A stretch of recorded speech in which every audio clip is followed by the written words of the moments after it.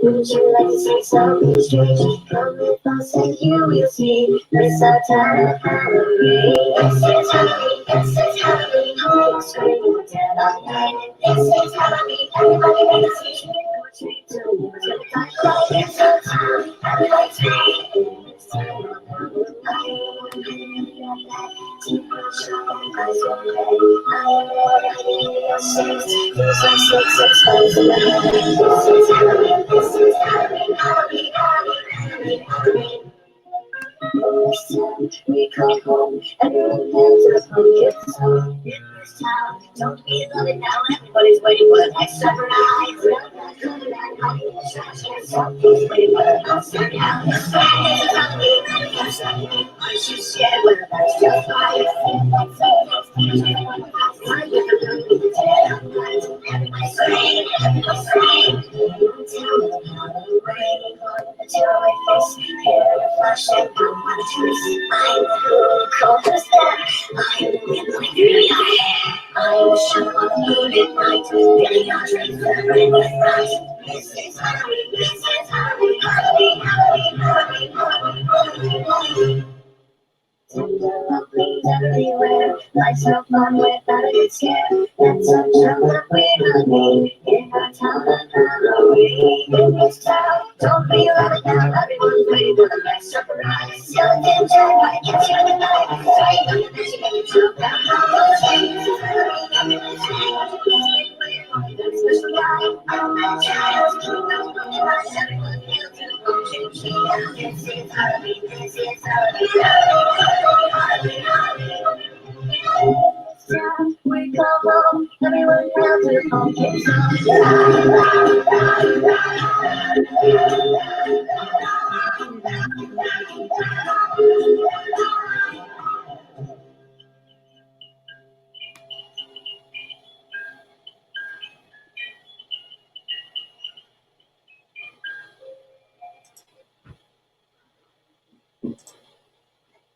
Greetings, folks. Welcome to Offstage Soliloquy, where if you like our sidebars, then you'll love this. Welcome to our October-themed month, where we'll give a month-long celebration to one of our favorite holidays. With me is my intellectual superior and good friend, the Authenticator, a.k.a. Dalton L. Mortimer. Good evening, folks. This is Halloween. And I'm your host / zombie lover, the brainstormer of pop culture. How's everyone doing tonight? You know, you probably shouldn't love zombies. I can't imagine necrotic STDs are very fun. Well, it depends on it depends on what type of zombie you're talking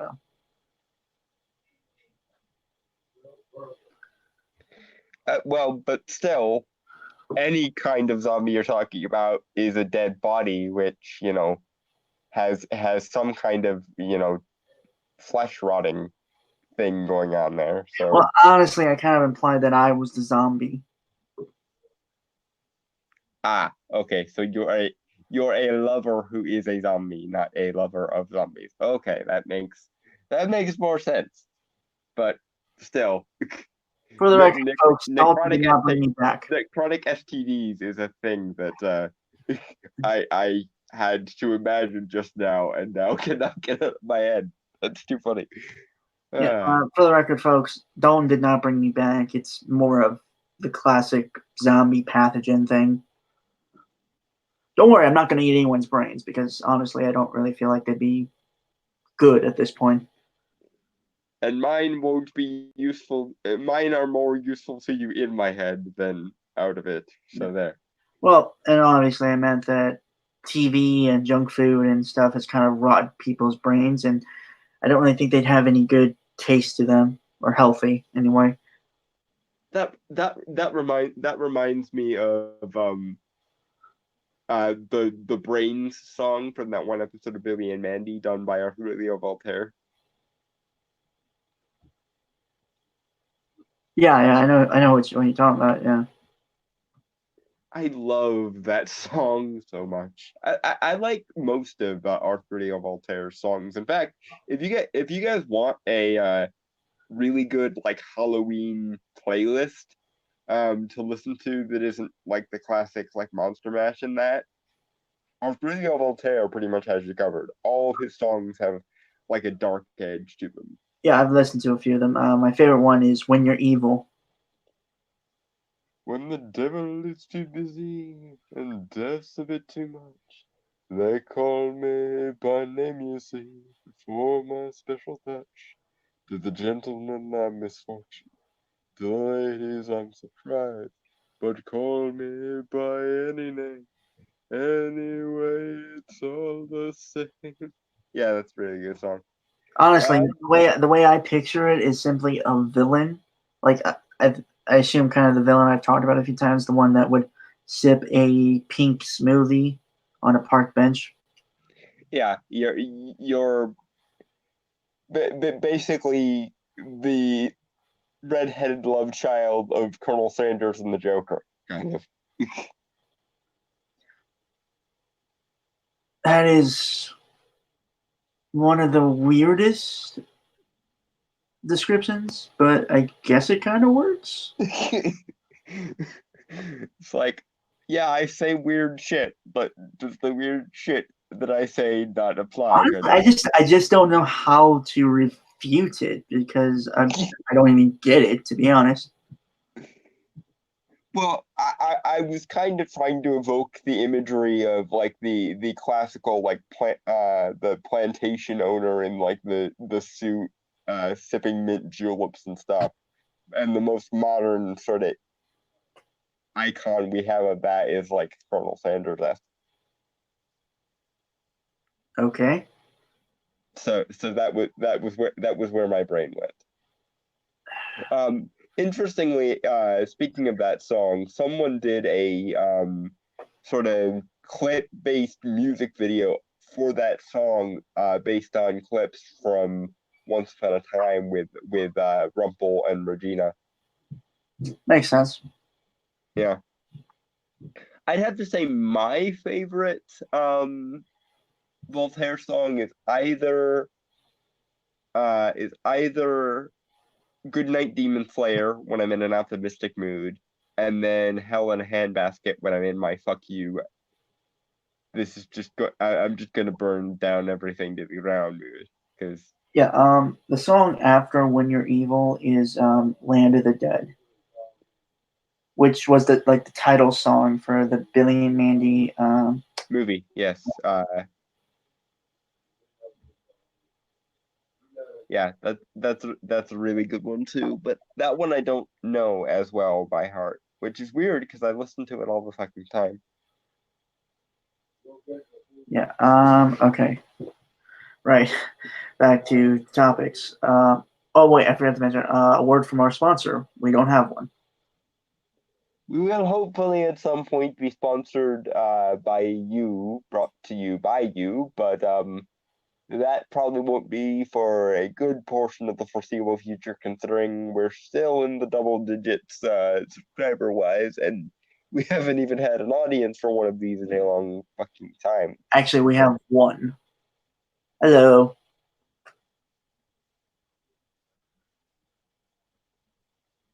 But yeah. And also, by the way, folks, not we will not trade our integrity for a sponsor if we ever actually do get a sponsor. Yeah, if we ever do get a sponsor, it will be something that we actually stand by as a product.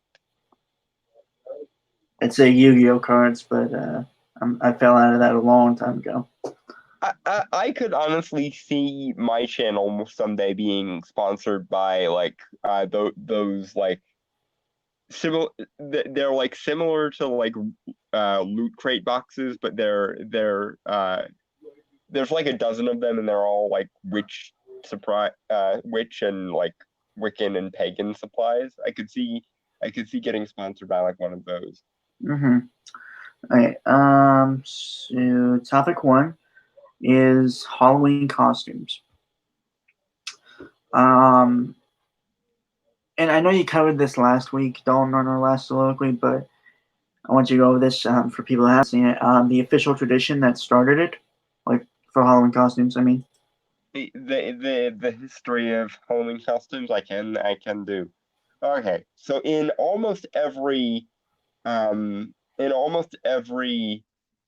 uh agricultural culture, right, i.e. a culture that was based primarily on like agriculture, um because of the, close paying attention to the forces of nature that bred, there was almost always a tradition of celebrating the end of harvest by honoring the darkest aspects of nature, which had a sort of correlating tradition of uh the veils between worlds were thought to be thinning, because the veils between worlds, as with any other natural force, ebbs and ebbs and wanes and so forth. Therefore, spirits from either the dead or from other spiritual dimensions were thought to be able to cross over into the world proper around the time when these festivals were taking place. The primary festival we take Halloween traditions from is called Samhain or Samhain, depending upon how bad your old Celtic is. Um, as for the tradition of costumes and how that pertains to that, there are essentially two theories for why we started costuming in the first place. Idea number one is that we essentially donned costumes to look like the things that we were afraid of, so that if we found ourselves in the middle of a fairy circle, the fairies or other spirits might think that we were one of them and therefore be merciful towards us and whatnot. The other tradition, the slightly more cynical rendition of the thing, is usually to honor these spirits, they would be left offerings, and these offerings would usually be the best that any given tribe or culture had to offer. So the offering would usually feature all the best aspects of the harvest itself.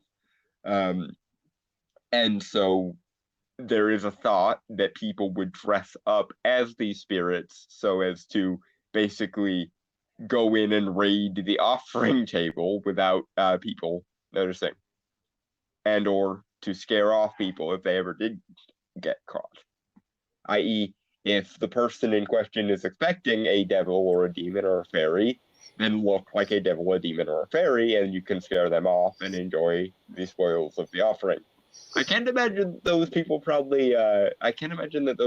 made it out alive, though, because never double cross a fairy. Never.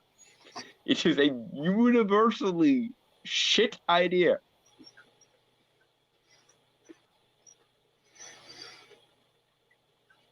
Mm-hmm. This is how we get stories of, people being dragged into fairy against their wills and being forced to, labor in the mines of King Oberon for the rest of their lives. That is all I'm saying. Do not fuck with fairies, folks. Yes, I know the imagery is they're supposed to be all benevolent and all Tinkerbell and whatnot, but read the original Grimm fairy tales and then come back to me about the idea of fucking with fairies. They were originally cautionary tales, folks.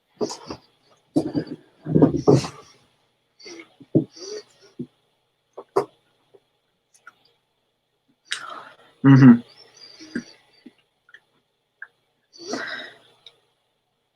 Yeah,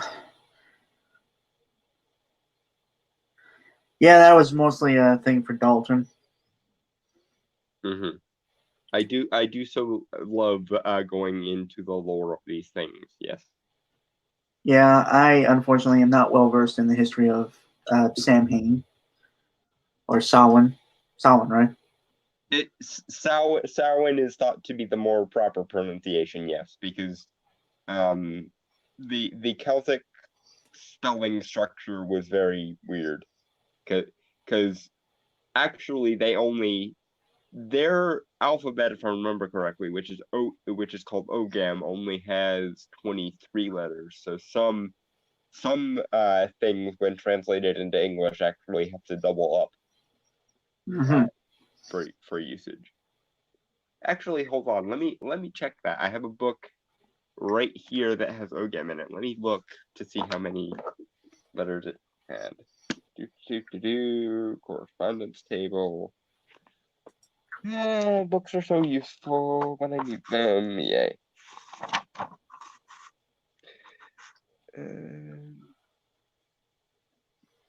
One, two, three, four.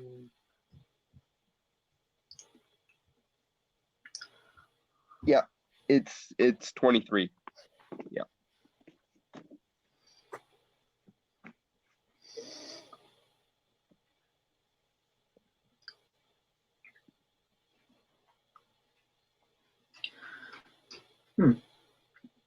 So like how the French don't use W. Yeah.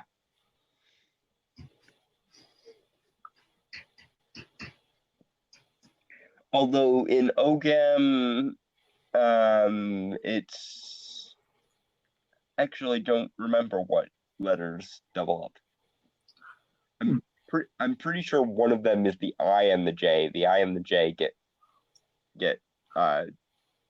have to share the same letter. They get struck together Interesting. for whatever reason. Also, other fun fact about the Celts. The Celts only acknowledged 3 seasons, not 4. I'm assuming summer isn't one. The yeah, you are correct. They had the red season, which is, fall, obviously. Then you had the brown season, which was winter, and then you had the green season, which is Spring. spring and summer merged together, which in all honesty does make more sense to me, because why we differentiate between spring and summer, I will never know. Because it's warmer or something. And honestly, I don't know either. Because it's like you can definitely tell the difference between fall and winter, because fall is the time when things are dying, and then winter is the time that precedes when they're dead. But spring and summer don't really have a demarking feature. It's alive and it remains alive. Like, Uh, I don't know, solstices or something like that. well, but most of our solstices and shit come from the Celts, so that I don't know. by rights we should just merge spring and summer together and reduce everything down to 3. And because 3 is seen as a unlucky number or something. I've read a lot of different folklore from a lot of different cultures, and almost no one considers 3 to be an unlucky. Or I'm just guessing at this point. Yeah. I'm not even sure myself. Yeah, I don't really know why we do that. It doesn't really make much sense. Okay. Plus that would make splitting up the calendar much easier as well, because if there's only 3 seasons, then it's 4 months per season. Nice and square and even. But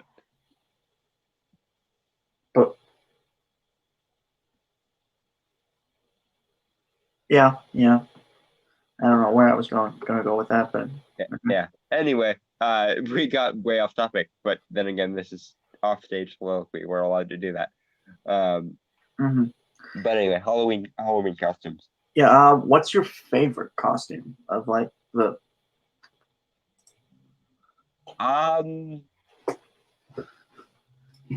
My favorite costume.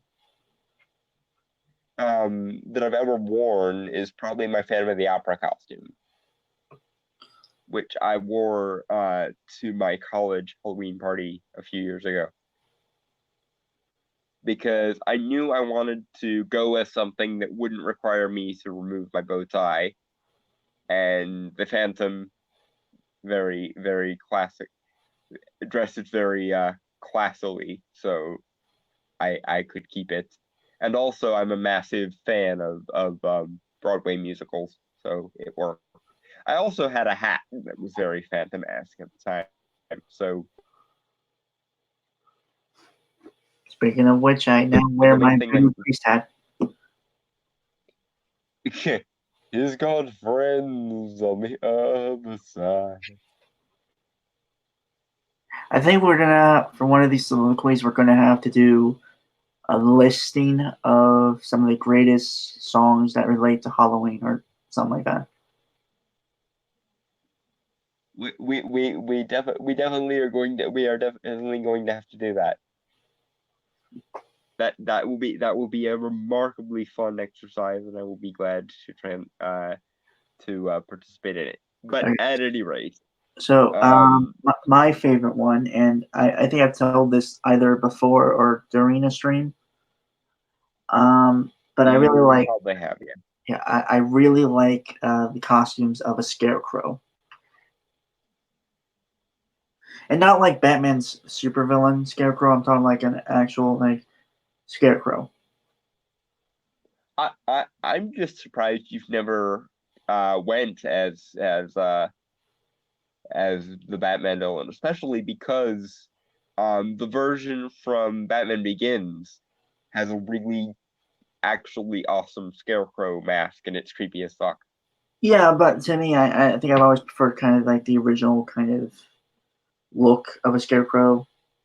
Have you ever gone as the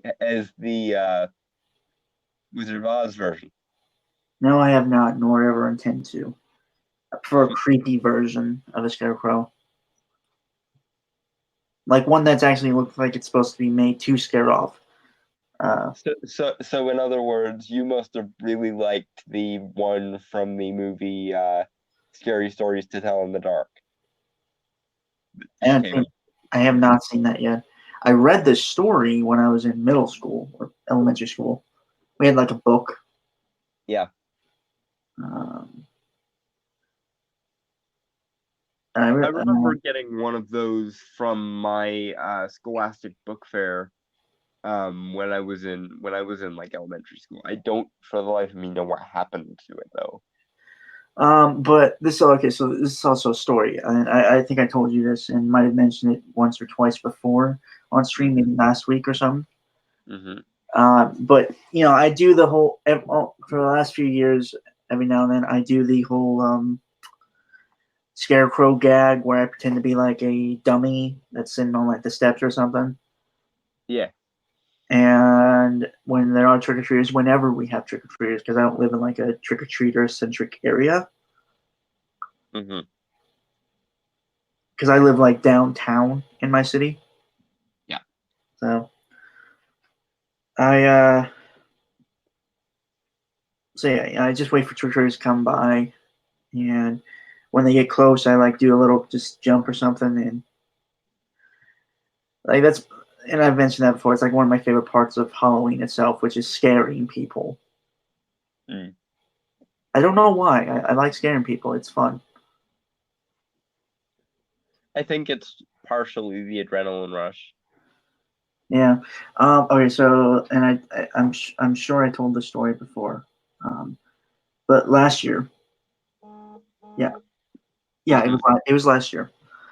I I got dressed up to play the scarecrow again, right? But I had like a different mask. Like I was given a mask by a friend, or not a friend, but ordered it on Amazon.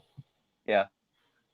It was a purge mask. You know, I showed. I think I showed the picture before, but I will pull that up in a moment. Give me a second. You've never shown the picture, really, though you have told this story several times.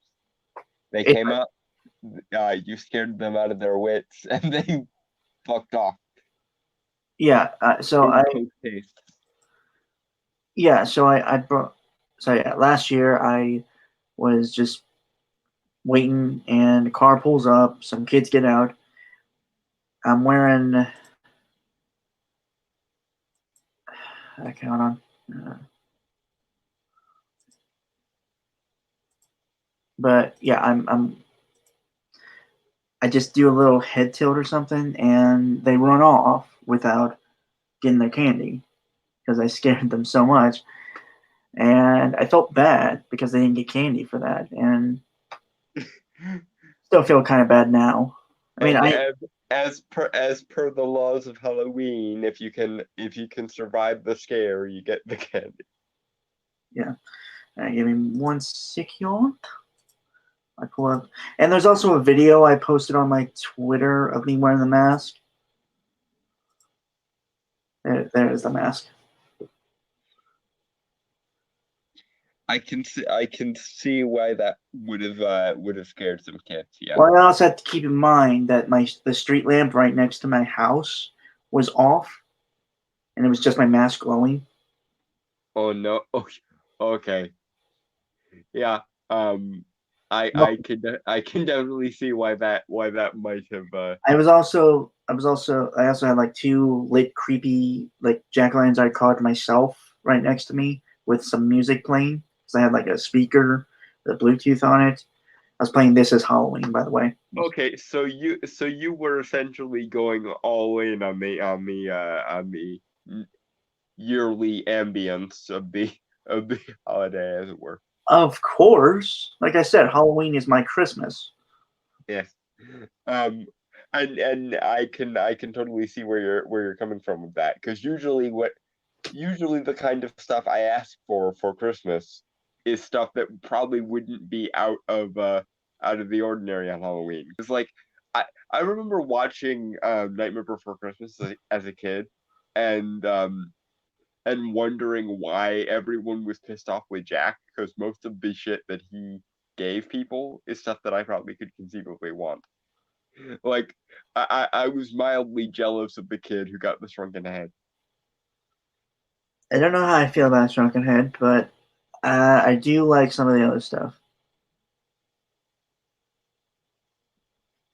Shrunken heads are cool because they have a particular place in South American shamanism and shit. Yeah, voodoo and voodoo. But Well, certain type of voodoo, I believe, right? Haitian voodoo probably. I admit that I have not. Voodoo is kind of a weak area for me. I mean I know more than most, like, just completely green people probably would, but I wouldn't. I know about the lower and some of the lower, and I can distinguish between most of the lower and whatnot, but Mhm. beyond that, I haven't really gotten into it. I'm better with one of the sort of sister traditions of voodoo, which is called conjure or mojo, depending.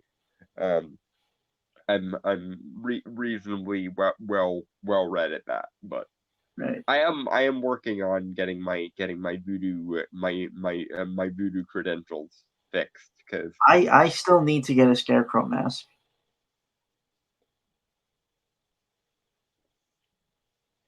I have the hat and I have gloves and like I got stuff to wear. I just need a mask. I have two masks already. One is that crappy scarecrow mask, and another is a ghost face mask that my family member had bought me. you know what? Speaking of voodoo, I think it'd be interesting to go as Baron Samedi one year. That would be fun, because he also shares my usual getup, so it wouldn't If you want, I can. necessarily. If you want, I can send you my hat. No, I'm good.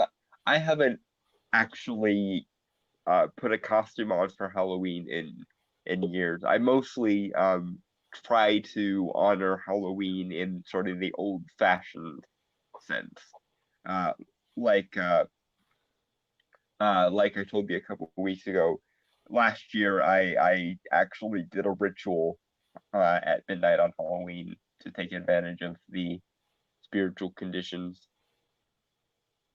Hmm. Right. Yeah, we had covered that. So it's, but yeah, kind of moving forward since we covered tradition, costume. Okay, so original costumes versus merchandise costumes. Um, I'm sort of somewhere in the middle. I think merchandise costumes are cool, but you should try to personalize them.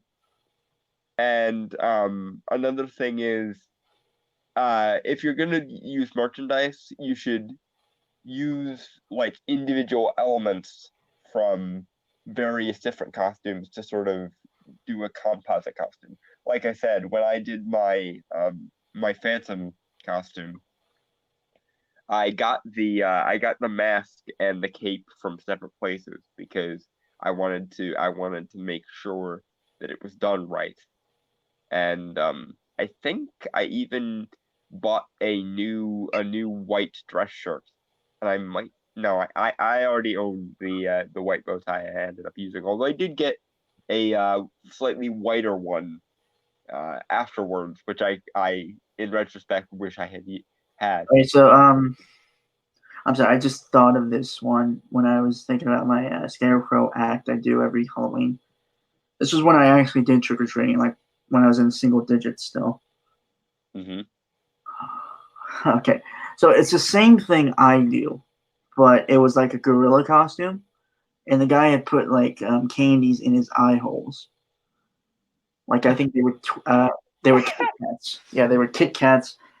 Uh, and I went to go reach for one, and he just jumped up, and I actually, whenever that happens, I always try to keep my composure and just keep myself stone faced, and not give him the satisfaction. Yeah, like we were talking before we came on the stream. Your default emotion is just vaguely stoic level-headedness. Yeah, Which to be fair is kind of mine as well, so I can get where you're coming from with that. And yeah, I totally get the, oh, you tried to scare me, well fuck you, I'm not reacting because fuck you. That sort of defiant, stubborn response of, yeah, you couldn't scare me. Where? funny enough, I can't remember what I was dressed as. I just remember that moment happening and nothing else. What's your first Halloween costume that you can remember? I think I mentioned it on the podcast last week or something. My grandmother had made me this red Power Ranger costume. It looked like it looked like the Red Ninja Storm Power Ranger. Mm-hmm. That is the first costume I remember, Yeah. and pretty much the only costume I remember before I started doing the whole scarecrow thing every year when I started high school. Hmm. My first Halloween costume was actually Snow White. Okay, I Yeah, want to laugh, but I think I need context. no, you can laugh. I was wearing a dress at the time. Okay, Yeah, my first Halloween costume was Snow White because I really I when I was a kid and still to this day loved classic Disney, and for whatever reason I saw a Snow White costume in the shop, and I wanted to be Snow White, so my mom encouraged it, and I ended up being Snow White. And actually, because this was long before I had any semblance of facial hair or other masculine features, I from what I have seen of the actual pictures that we did take, I was kind of cute as a girl.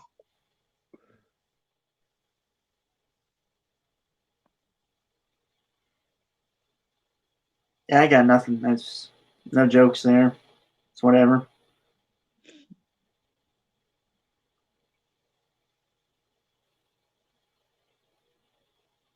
The only problem was I couldn't grow my hair out to till shoulder length where it would have made sense, so we ended up getting a black wig.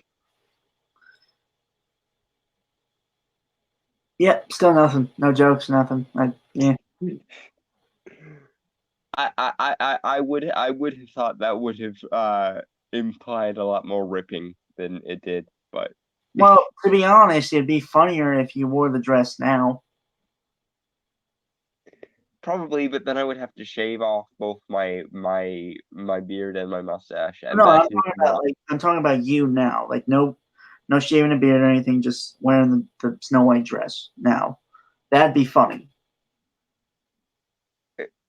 But okay, but I would clash now because of the beard and the mustache. That would be annoying. That's the point. That's what's funny about it. I'm not as it's sad that I'm not as opposed to wearing a dress as I am to wearing it while I still have my gender signifiers. If I could shave and whatnot, and probably put some makeup on, to sort of hide my blemishes and whatnot, I wouldn't be opposed to wearing a dress now. So But I have the excuse of being gay, so fuck all y'all. I don't get it.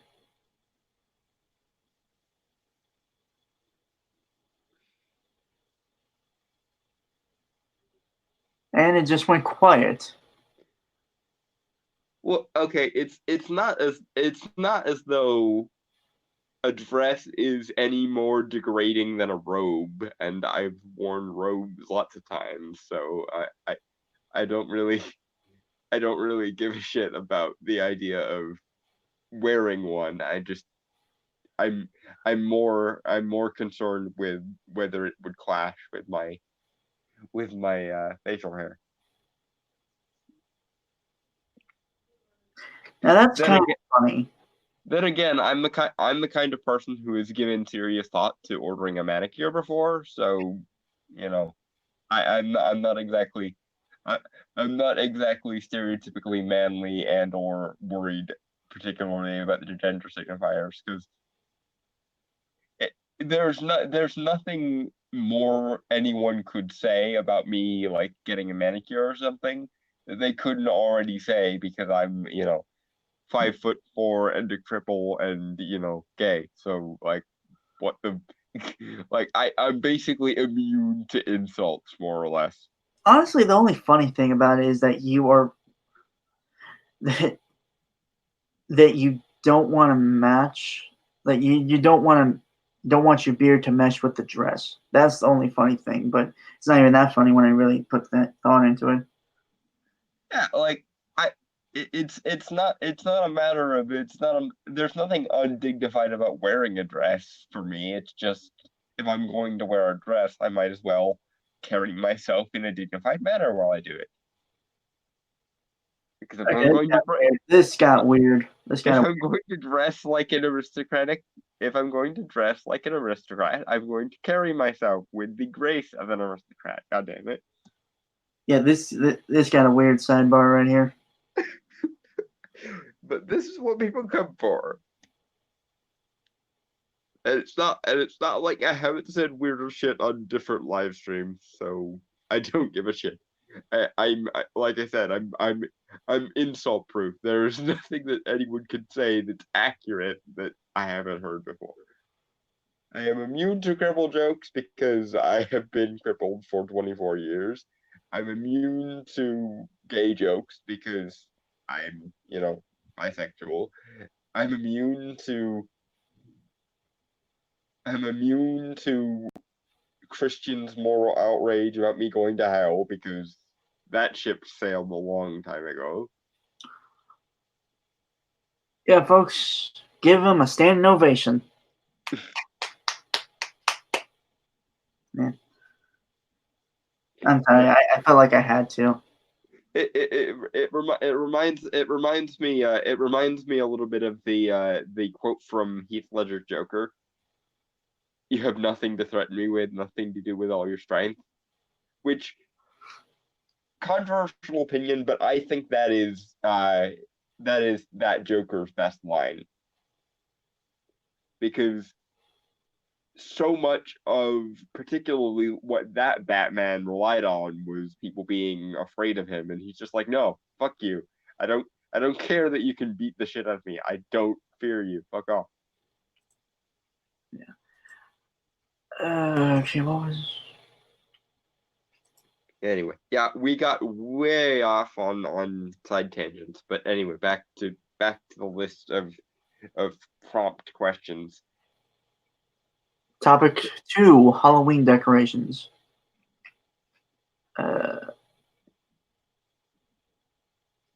Hmm. Honestly, I know you covered this when we covered the history of Halloween last week. I didn't write it here, but I'm going to ask it. Would you feel free to kind of talk about like how it all started with the Halloween decorations? I can in fact do this as well, yes. Obviously the most famous Halloween decoration is by far and away the jack-o'-lantern. Um, but interesting fact about the jack-o'-lantern that probably most modern people don't know. They weren't originally sculpted using pumpkins. They were It was a originally turnip. Yes, it was originally sculpted using a turnip. You've heard the story before, so you can't get points for that. But yes, it was a turnip. The story goes there was a name. There was a guy by the name of Jack O'Lantern who was so evil that when he died, not hell would not even take him. So he was condemned to wander the earth. Um, the problem, of course, being that he got hit. The way he died was by someone who I believe was angry at him for welching on gambling debts. I believe is the most popular version of the story, um, or something like that. But anyway, they got so pissed off at him that they cut off his head. So he made a face out of a turnip and put a candle in it so that when he wandered the world, when he wandered the earth in his spectral form, there would at least be something to light his way. And people, again, to protect themselves from the wandering spirit that might cross over because of the thinning veils, they mimicked um, Jack O' Lantern's face because they assumed that even fairies and demons would be scared by this guy's face if he was so evil that not even hell would want him. So by that logic, um, since he has a turnip for head and stuff, uh, Mm-hmm. does it? It does not sway. Since we use Well, pumpkins now, or he he carries it as a lantern, um, because he needs it to light his way. okay. Well, no, I'm asking though. Does it still scare away the monsters if it's a pumpkin, not a turnip? Um, there would be some debate about that if it weren't for the fact that the reason why the pumpkin was initially used was because the Native Americans taught the settlers that the pumpkin was in many ways sacred to them. So it's essentially taking something that wasn't sacred but was, had sacred or magical properties affixed onto it and affixing those same magical properties to something that already had spiritual significance. So if anything, the pumpkin is something of an upgrade.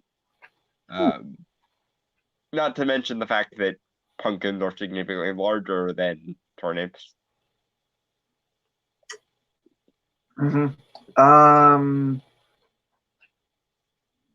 Yeah, we'll talk more about jack-o'-lanterns next week, I'm sure. Yeah.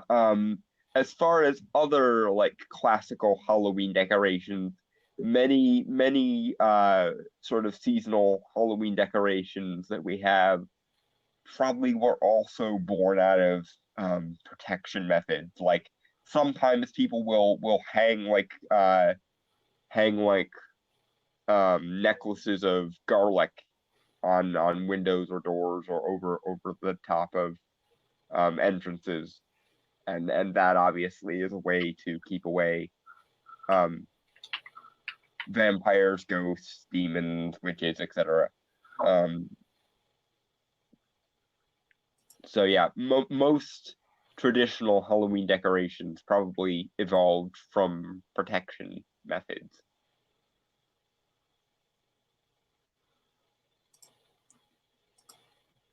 Neat. Yeah. Okay, so excuse me. Mm-hmm. What do you think is the best Halloween decoration and why? I'm gonna be well. In terms of aesthetic.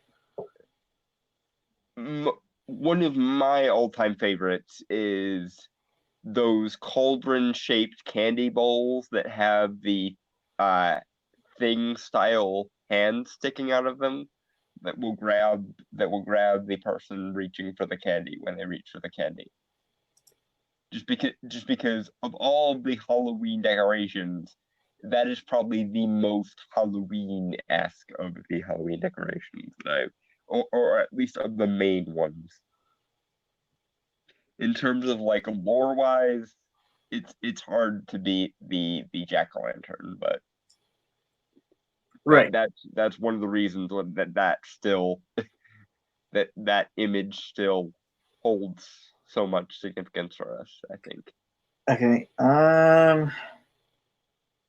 Huh.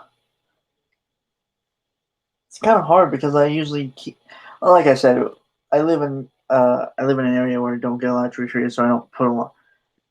Usually, I want to put a lot of effort in, but I'm kind of talked down by my family to do that kind of stuff, just for money wise.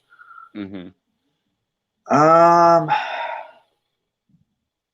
I would say jack-o'-lanterns because I think you get a lot of really great designs out of them. Yeah. But speaking from my experience, I suck at carving pumpkins. Everyone sucks at carving pumpkins. Pumpkin carving sucks, folks. Like as much as I love doing it, and I'm glad we still do it as a culture, the actual process of carving into one, it's terrible. Well, I can get the guts out. That's the easy part. It's obviously trying to make the face that's the hard part because the thing always wants to fight you when you're cutting it. Well, yeah, it's a hard, basically squash. So yeah, it's going to be difficult to carve. My biggest issue is all of the ephemera of the pumpkin guts. I don't like that kind of sloppiness and It took me like an hour and a half to get the guts out of one. Well, no, of the two pumpkins I had.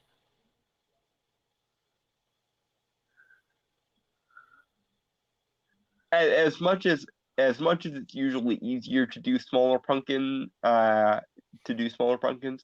think that if you're going to bother to make a jack-o'-lantern, you should find some of the biggest pumpkins you can find and just go all in with them, to be honest. That's my 2 cents on the matter. Yeah, that's what I usually like to do. We usually also try to get the ones with the handles because they're easier to grab and stuff. Yeah.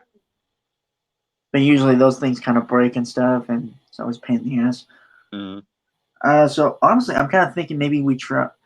Well, maybe in the upcoming years or so, we try to get Try to get them from a pumpkin patch instead of like at a store or something. Yeah, we actually have a couple pick your own pumpkin patches around here. Well, like I said, I live in a city, so Yeah. you live in And a rural town. I am basically as rural in Pennsylvania as is possible to Which get. is weird. Which is weird given our demeanors. You talk like you actually are from a city. I talk like I'm from kind of a farming area. It is sort of funny how that works. Okay. But honestly, I would say I like cobwebs. Cobwebs are fun, yes. Yeah. Because this was a few years ago. Like I think I was a sophomore in high school.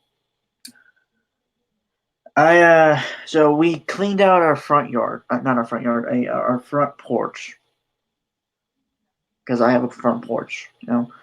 Um, and I started hanging up the cobwebs and just stringing it around and stuff. Mm-hmm. And I also had like a LED light.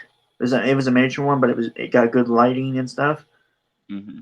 And so I would have it aimed at the cobwebs and like have the lights off on the porch, and like just um, have it flashing to give it that creepy effect when someone would look in front of the house. Mm-hmm.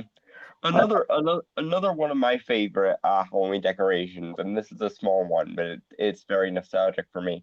Have you ever seen those streamer curtains that you can put above your door that have like a bat or something on top I of it?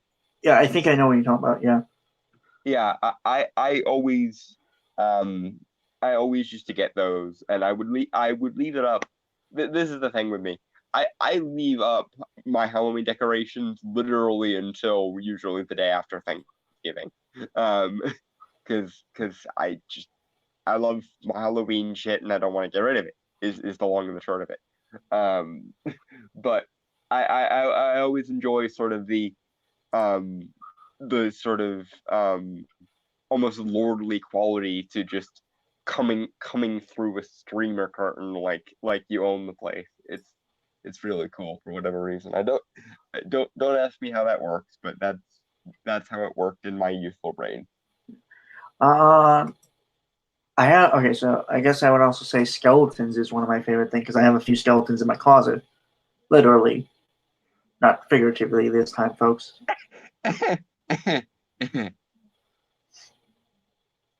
Yeah, but yeah, I like the skeletons just on the fact that it's creepy just on the fact that you don't see skeletons outside of people usually. Interesting question. Are all skeletons in the closet gay by default because they're in the closet? And then when you bring them I out, don't they have my come out of soundboard the open. closet? Huh? I don't have my soundboard open. Ah, but still, like, I mean, they are by default in the closet until you take them out, and then they have been taken out of the closet, so they're kind of by default gay. Gay skeletons. Mm-hmm.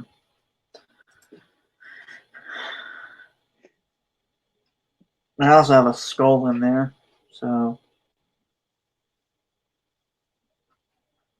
A skull, which is also gay apparently, despite having no even infrastructure for body parts that relate to sex. Well, it's speaking of kind of weird. speaking of Halloween decorations, I always my favorite scene in the movie Halloween Town, which was a favorite of mine around Halloween every year, as a kid and even now, would be when she would pull when their grandma Aggie would pull Halloween decorations out of her bag because those Halloween decorations were always fucking cool to me. Like the fact that she would just have like wooden skeleton sculptures in her bag, and she'd bring them out, and then there would be jack-o'-lanterns with the more intricate faces than I could certainly do, and of course the like pentagram amulet and whatnot that she gives to the kids, and the hieroglyphics. Like that's cool. That's some cool Halloween decorating there. In my humble opinion, that's like classic Halloween decorations, in my opinions. Yeah, I had actually put a request to my middle school a few times on doing something for Halloween. Didn't work out though. Pricks. Yeah. How were you? Okay, how were you the only person in a middle school who wanted to do Halloween related shit? Well, to be fair, I think the idea I had given was a little too Risque. no, not risque. Too costly for the middle school, budget wise. Okay. What was your idea? A Halloween, a haunted hall of sorts.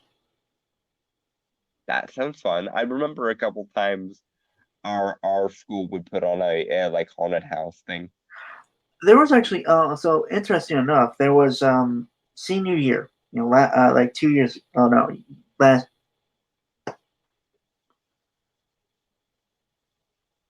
Yeah, yeah. Well, 2 years ago, I guess, since started my senior year in 2017.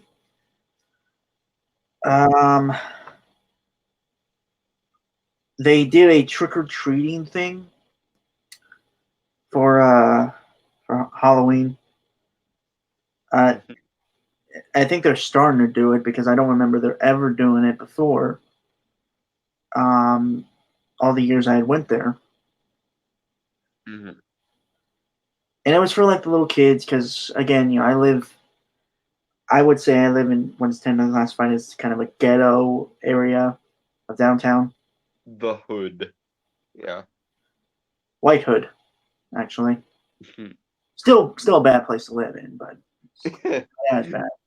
And I'm not. I'm just going to point this out and leave it alone. The phrase "white hood," given what we're talking about, has more connotations than I think you intended it to have. If you had said ghetto, that would have been better. Yeah. But yeah, so yeah, they did. My high school did something that my middle school never did in the 3 years I went there. Yeah, our school was always pretty into holidays, whether it be a big one like Halloween or Christmas, or whether it be in one of the smaller ones. There were kids every now and then, every year I'd gone there to my high school that would go in costume. I remember one time I saw a girl dressed in Heath Ledger's Joker costume.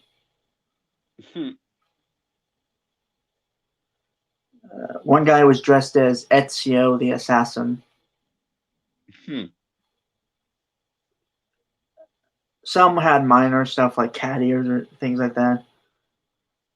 I never did it just on the fact that I never had anything planned for stuff like that.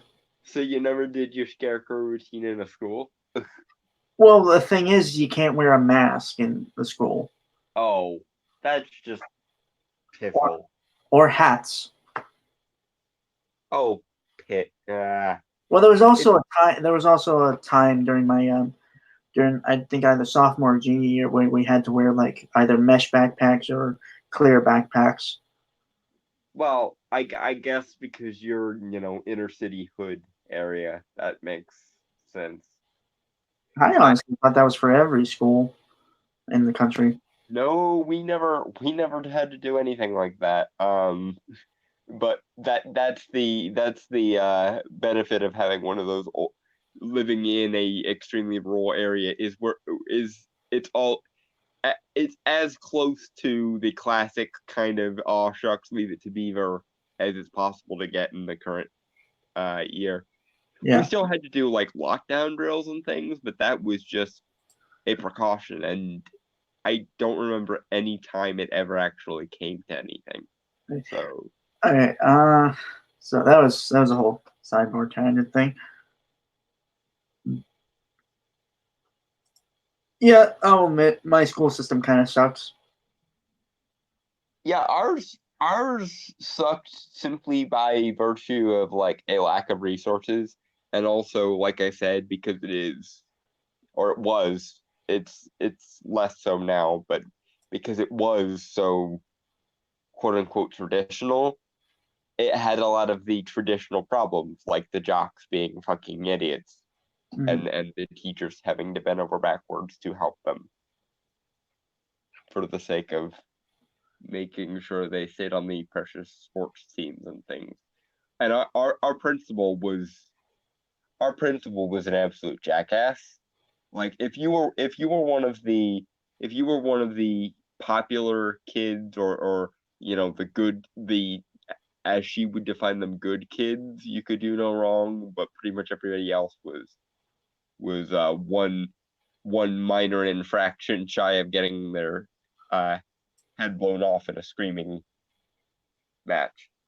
I remember one time when some of the bad kids that we had in our school did something on like a field trip or something, and she called the entire grade down to yell at our entire grade for things that like three people had done. Huh. Yeah.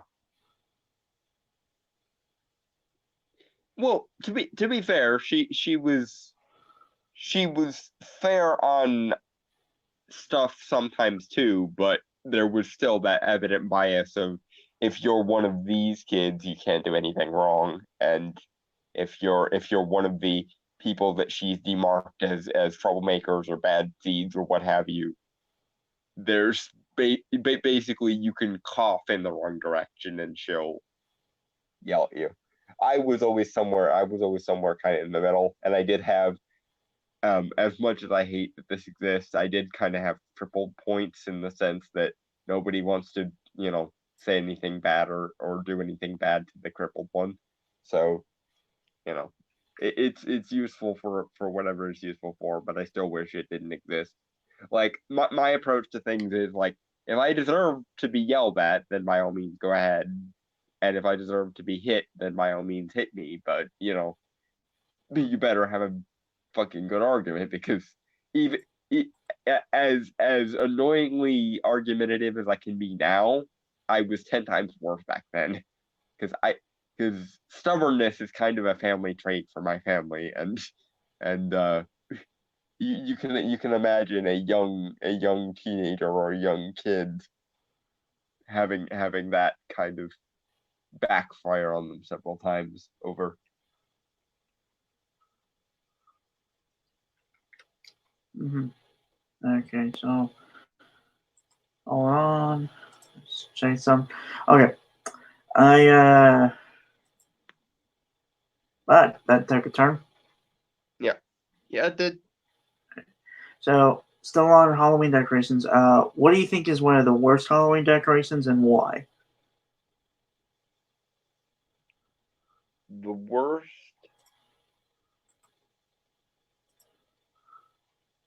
worst Halloween decorations are anything too safe, in my opinion. Anything that's way too kidified is not a good Halloween decoration. And anything that's Halloween related that has like a religious motif to it is just bullshit moral Puritans trying to censor one of the best holidays. Because I remember as a kid, um, learning that like so many Christians had such a big problem with Halloween, and I was just like, why? Why would you ruin one of the best times of the year? Because a lot of religious Puritan people don't like it because, ooh, it celebrates devils and witchcraft and this and that and the other, and it's just like, yes, these things are part of human nature, so we should, acknowledge them and safely revel in them for the sake of, balance and whatnot. But yeah, anything that tries to put a kind of an overly kid friendly. Obviously, Halloween is for everyone, and I defy anyone who says it's not for everyone. But if you try to essentially if you try to infantilize the concept of Halloween or sanitize it for the sake of religious acceptance, you can fuck off all the way. Mm-hmm.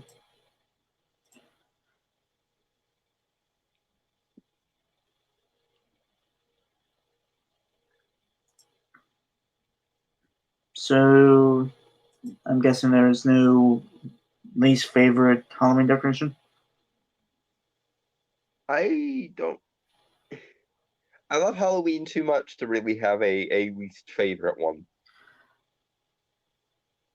Saying least favorite in relation to Halloween is just like, what are you even like? Are those even words like? Are those words supposed to go in that order? The cutesy, like the cutesy kid stuff, which is something you didn't mention, obviously. Yeah. Very much. There was actually like this cartoon I had watched years ago that did a Halloween special, and it's a perfect word that summarizes the things I hate about like the kidifying of well, no, not kidifying, because I know kids that love Halloween as is, like with the horror and stuff. So Yeah. This is the thing that I would like to get through the head of all those censorious bastards. Kids can handle more than you think they can. Kids want, on some level, the weird, edgy shit. yeah, They want it. but the word I'm thinking of is Hugoween. Oh God. I feel the overwhelming impulse to burn everything to the ground as a result of this phrase. Well, it's a term that was used for like the cutesy, like just warm and cuddles that Halloween isn't. Yeah, okay, like there is a time for warmth and family oriented and Or hearth and Christmas. home, and that's what Christmas is for. That's as I've often said, there's a beauty in the fact that we celebrate Halloween and Christmas so close together because they balance each other so perfectly. Dark whimsy and then hearth and home just sort of perfect contrasting complements to each other. You know, dark dark magic and light magic, if you want to put it in those terms. Um, if you push too much of one into the other, it doesn't work. Now, granted, like I said, a lot of the things that I asked for by virtue of the fact, by virtue of my interest for Christmas are very Halloween-esque. Like last year for Christmas, I got the box set of Tales from the Crypt, which is very, very Halloween oriented. But um, that being said, you don't project Hearth and Home onto Halloween any beyond whimsy. Whimsy in Halloween I will accept. Whimsy is perfectly fine because there is always a sort of dark comedy to Halloween in the same way as like the Addams Family and the Munsters and Grim Adventures of Billy and Mandy and Courage. That kind of, yeah, we it's creepy and it's spooky, but it's not necessarily fear inducing in the same way as the old Goosebumps series was, and so forth. Like that is fine for Halloween. All of the dark whimsy and over the topness if you can manage, but don't censor Halloween for fuck's sake. Mm-hmm. Not only is it insulting and infuriating, but it's also very possibly spiritually unbalancing. And the world is probably going to retaliate at you for forcing love and light where love and light doesn't belong.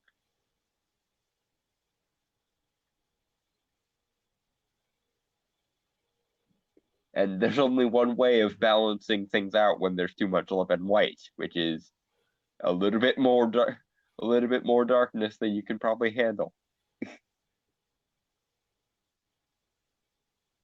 Respect both sides of natural forces. Don't try to sanitize and censor nature and pretend like the things that go bump in the night don't matter, or they're not there, and don't try to act like the hearth and home, love and light aspects of Christmas should be stoned to death with pure distilled nihilism and cynicism.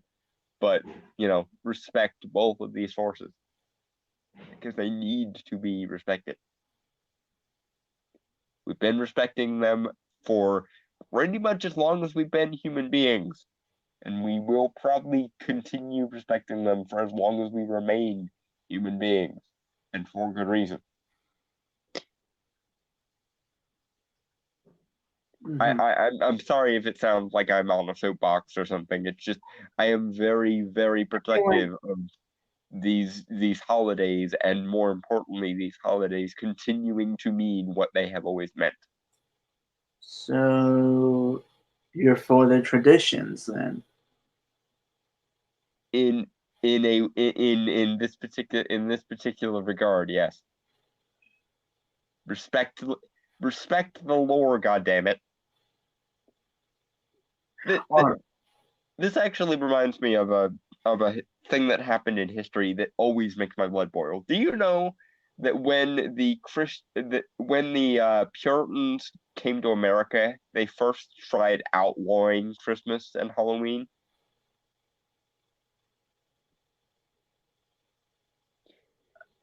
Because they thought that they had too many pagan influences in them. Excuse me while I want to hit something, but I don't want to break my hand, so Yeah. But never mind. The object of hitting something is to hurt the thing you're hitting, not you.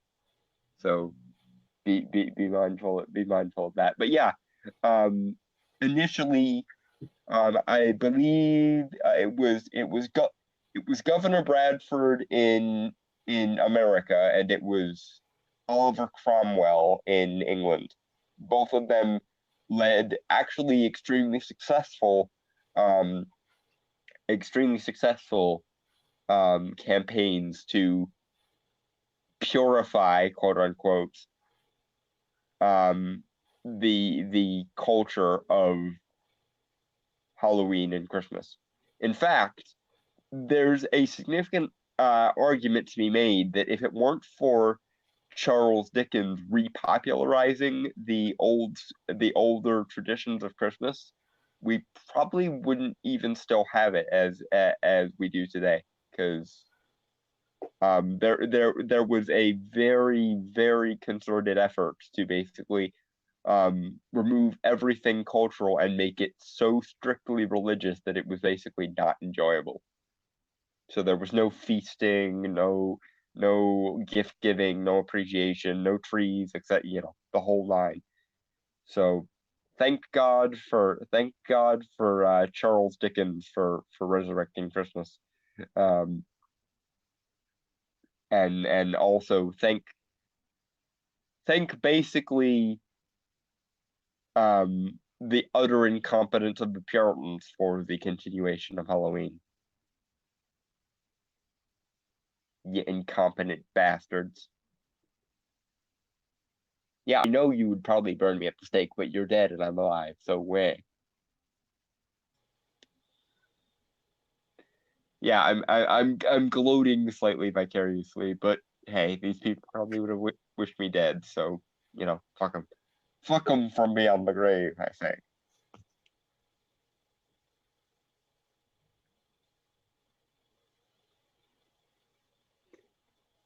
So happy I live in an age and a time when I can say fuck you ignorant dead people. and not automatically be taken to the stocks. We don't have stocks anymore. Which is probably a good thing, because I probably would have been whipped in them about 50 times from Sunday, given my standoffish personality.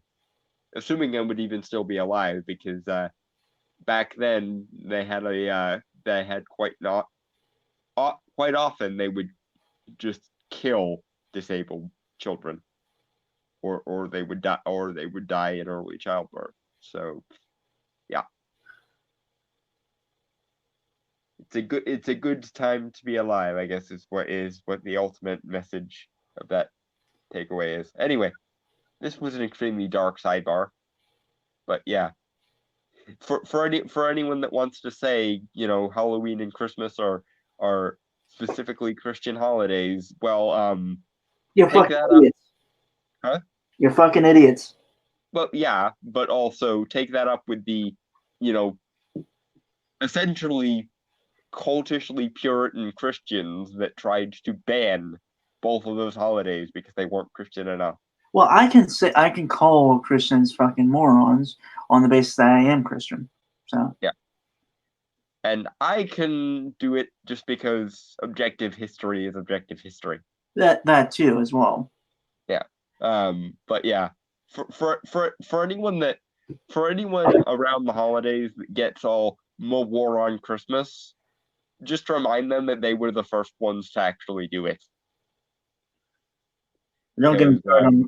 Well, I'm sure we'll have a lot to say when that time comes around. Yeah, we will, because Christmas is awesome in its own right, but right now we are delving into the darkness of nature and human nature, and the Right, okay, wonders that may be found there. So back to Halloween decorations.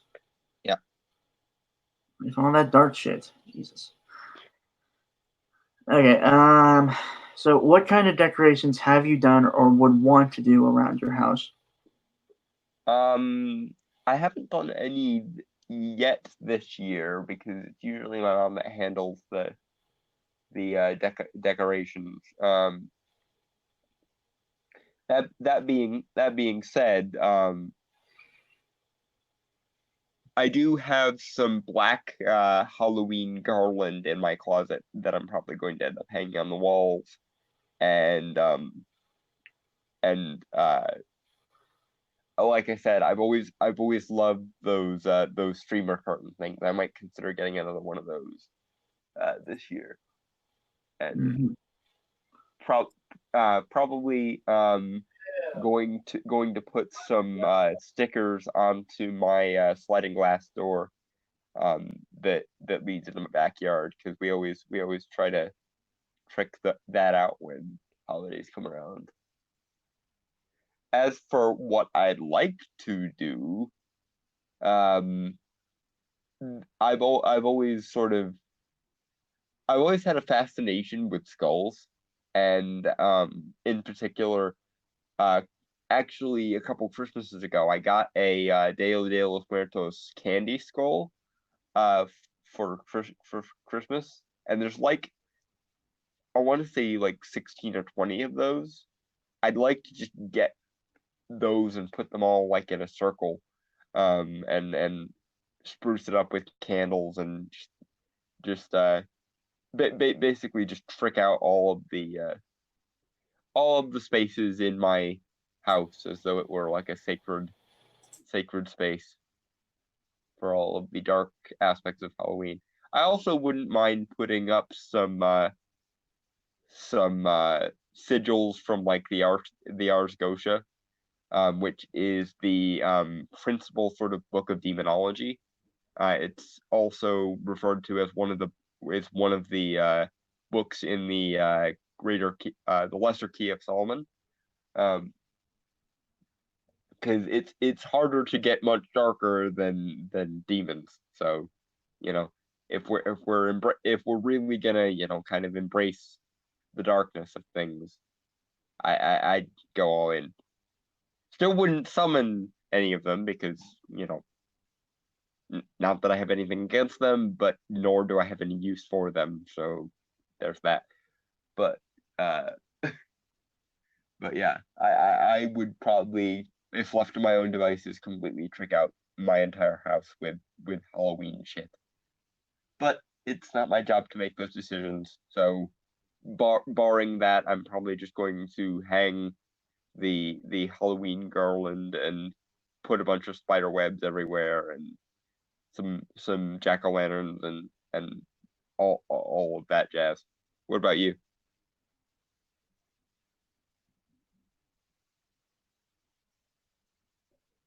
And then it got quiet again. I'm gonna assume he stepped away from the keyboard and attempt to entertain you with "This is Halloween, this is Halloween, this is..." Sorry, I had to deal with something off screen. Um, for me, uh, well, like I said, I've wanted to kind of go all out for Halloween in terms of decorations. Yeah. Because there was actually this person, I don't know who it was, but there was like this uh,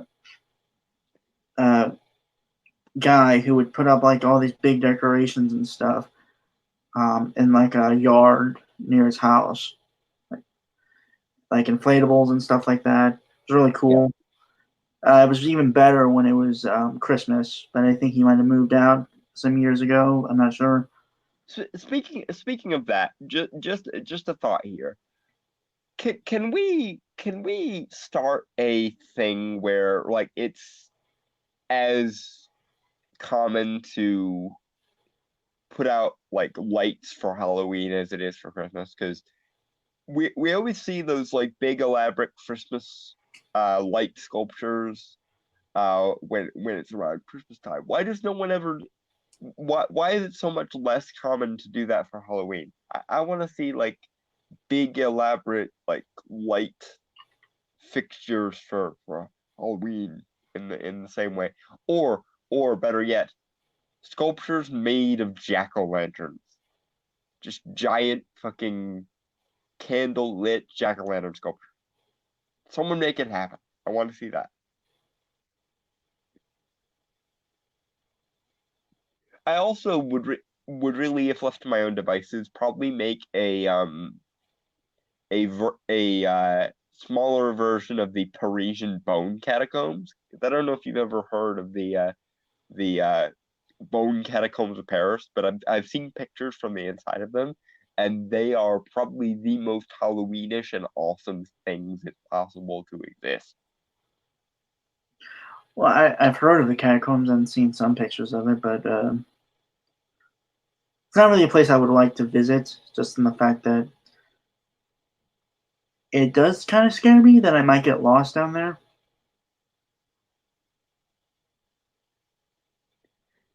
Then I guess you'd have a bone to pick with the catacombs. Well, also, I've seen that movie As Above, So Below, or is it? No, you had it right. As as as As as Above, So Below. yeah, as above, so below is the correct way around. Although that movie is shit. It's really not very good. It still does terrify me that something like that is down there in the catacombs, and I also I just being surrounded by dead bodies is another I'd be fear of more mine. worried about the ghosts, honestly, because there has to be ghosts down there. Which is With another reason why I'm not going down there. with bones and everything strewn about like that, you can't tell me that no dishonored dead has stuck around to haunt their bones. You can't you can't honestly expect me to believe that. And even if no one ghost does, you can't tell me that the collective ambient energy of all those bones, and their remaining life forces haven't coalesced into something.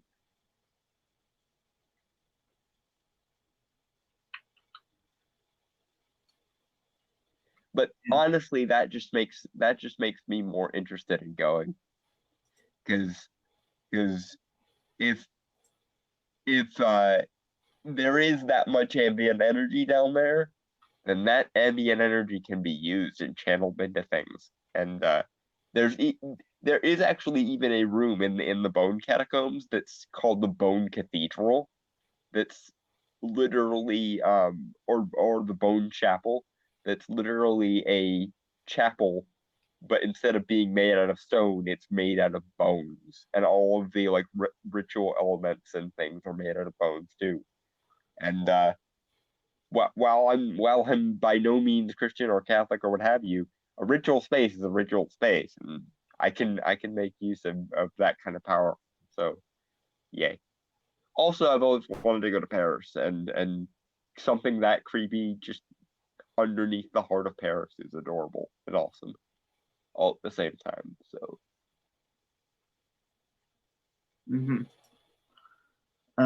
But yeah, from like I said, yeah, I've always wanted to go all out. Like,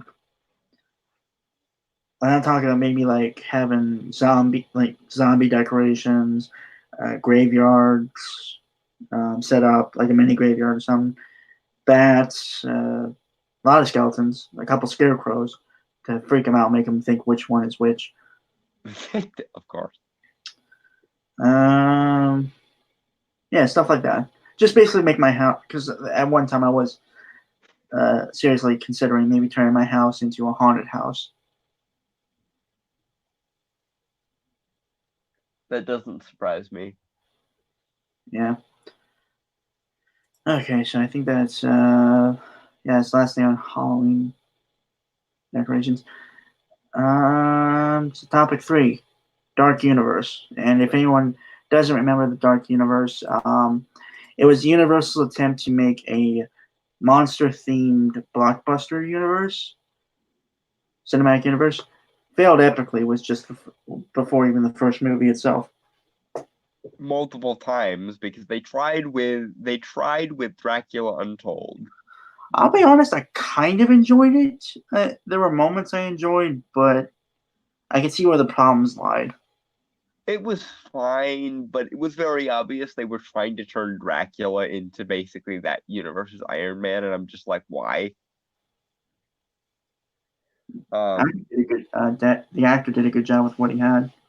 Yeah, I mean he did, but like, okay, at this point we all know that Dracula is based on a historical figure, Vlad Tepes Dracula, and that's and I honestly wish they had played a little bit more with that because if the historical Dracula became a vampire when he died, like you can't tell me you can't make a good movie out of that. Mostly because, Bram Stoker and not Bram Stoker, but Francis Ford Coppola um in the landmark Bram Stoker's Dracula did do exactly that, and it was awesome. But they could have done so much more with that and made it an interesting, compelling drama unto itself rather than just what felt kind of like a Twilight ripoff. Instead of, I know they intended it to be a blockbuster, but they just kind of landed somewhere in the vicinity of Twilight ripoff. Yeah, honestly, I think they shouldn't have done blockbuster because Marvel has that down. They should have done the horror thing, lean more into the horror roots. Well, see, I can see what they were going for. What they were essentially going for was kind of a spin on League of Extraordinary Gentlemen, or the Monster Squad in the Marvel universe, and that could have worked. That really, really could have worked. Especially if they had taken kind of a Evil Dead style horror comedy approach to things. The problem is that they were very transparently trying to trace a business trend rather than an artistic one. And as was the case with Fox when they did it, and Universal the other times they tried to do it, they failed. What they should have honestly done is just do modern versions of the original the original Universal horror monsters. And that's the sad irony of the fact of the Dark Universe failing is Universal did the cinematic universe first. The B movies of the Dark Universe crossing over was the first time it had been done in the history of cinema, let alone the history of blockbuster cinema. So if they had just done modern versions of the Dracula, Frankenstein, Wolfman, etc., and then tied those in together in a similar way that they did back in the 30s, 40s, 50s, that would have been something to get excited over. That could have actually given Marvel a run for its money. And what's more is Universal could have even claimed, we did it first. You can't tell me you couldn't have gotten some marketing out of that. But no, they tried to do, I don't even know what the fuck they were trying to do, and it failed horribly. Right. Yeah, no, it's really got its problems.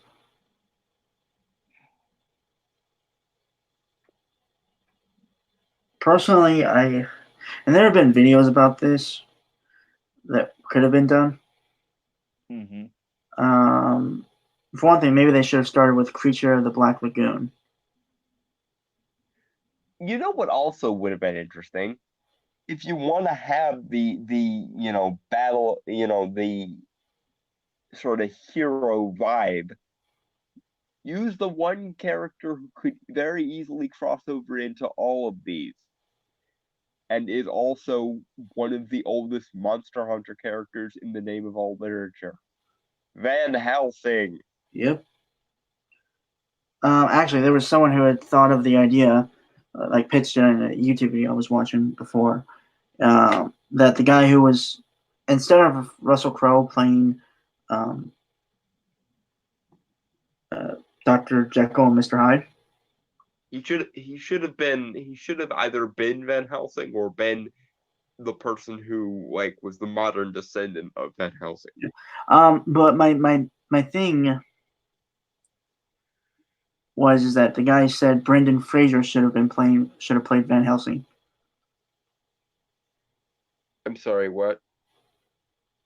Brendan Fraser, he should have played Van Helsing. Again, I must be forced to say I'm sorry, what? Because here's the thing. Van Helsing is not a Winchester style monster hunter. He's barely even analogous to a John Constantine style monster hunter. If anything, he's closest to a Doctor Strange type character. He's a scholar. His weapons are the weapons of knowledge and skill, not brute force and action herodom. Van Helsing isn't an action hero. He's essentially the superhero equivalent of the Exorcist from the Exorcist movies. But there's a lot of potential to play with that. So why didn't anyone think to just do that?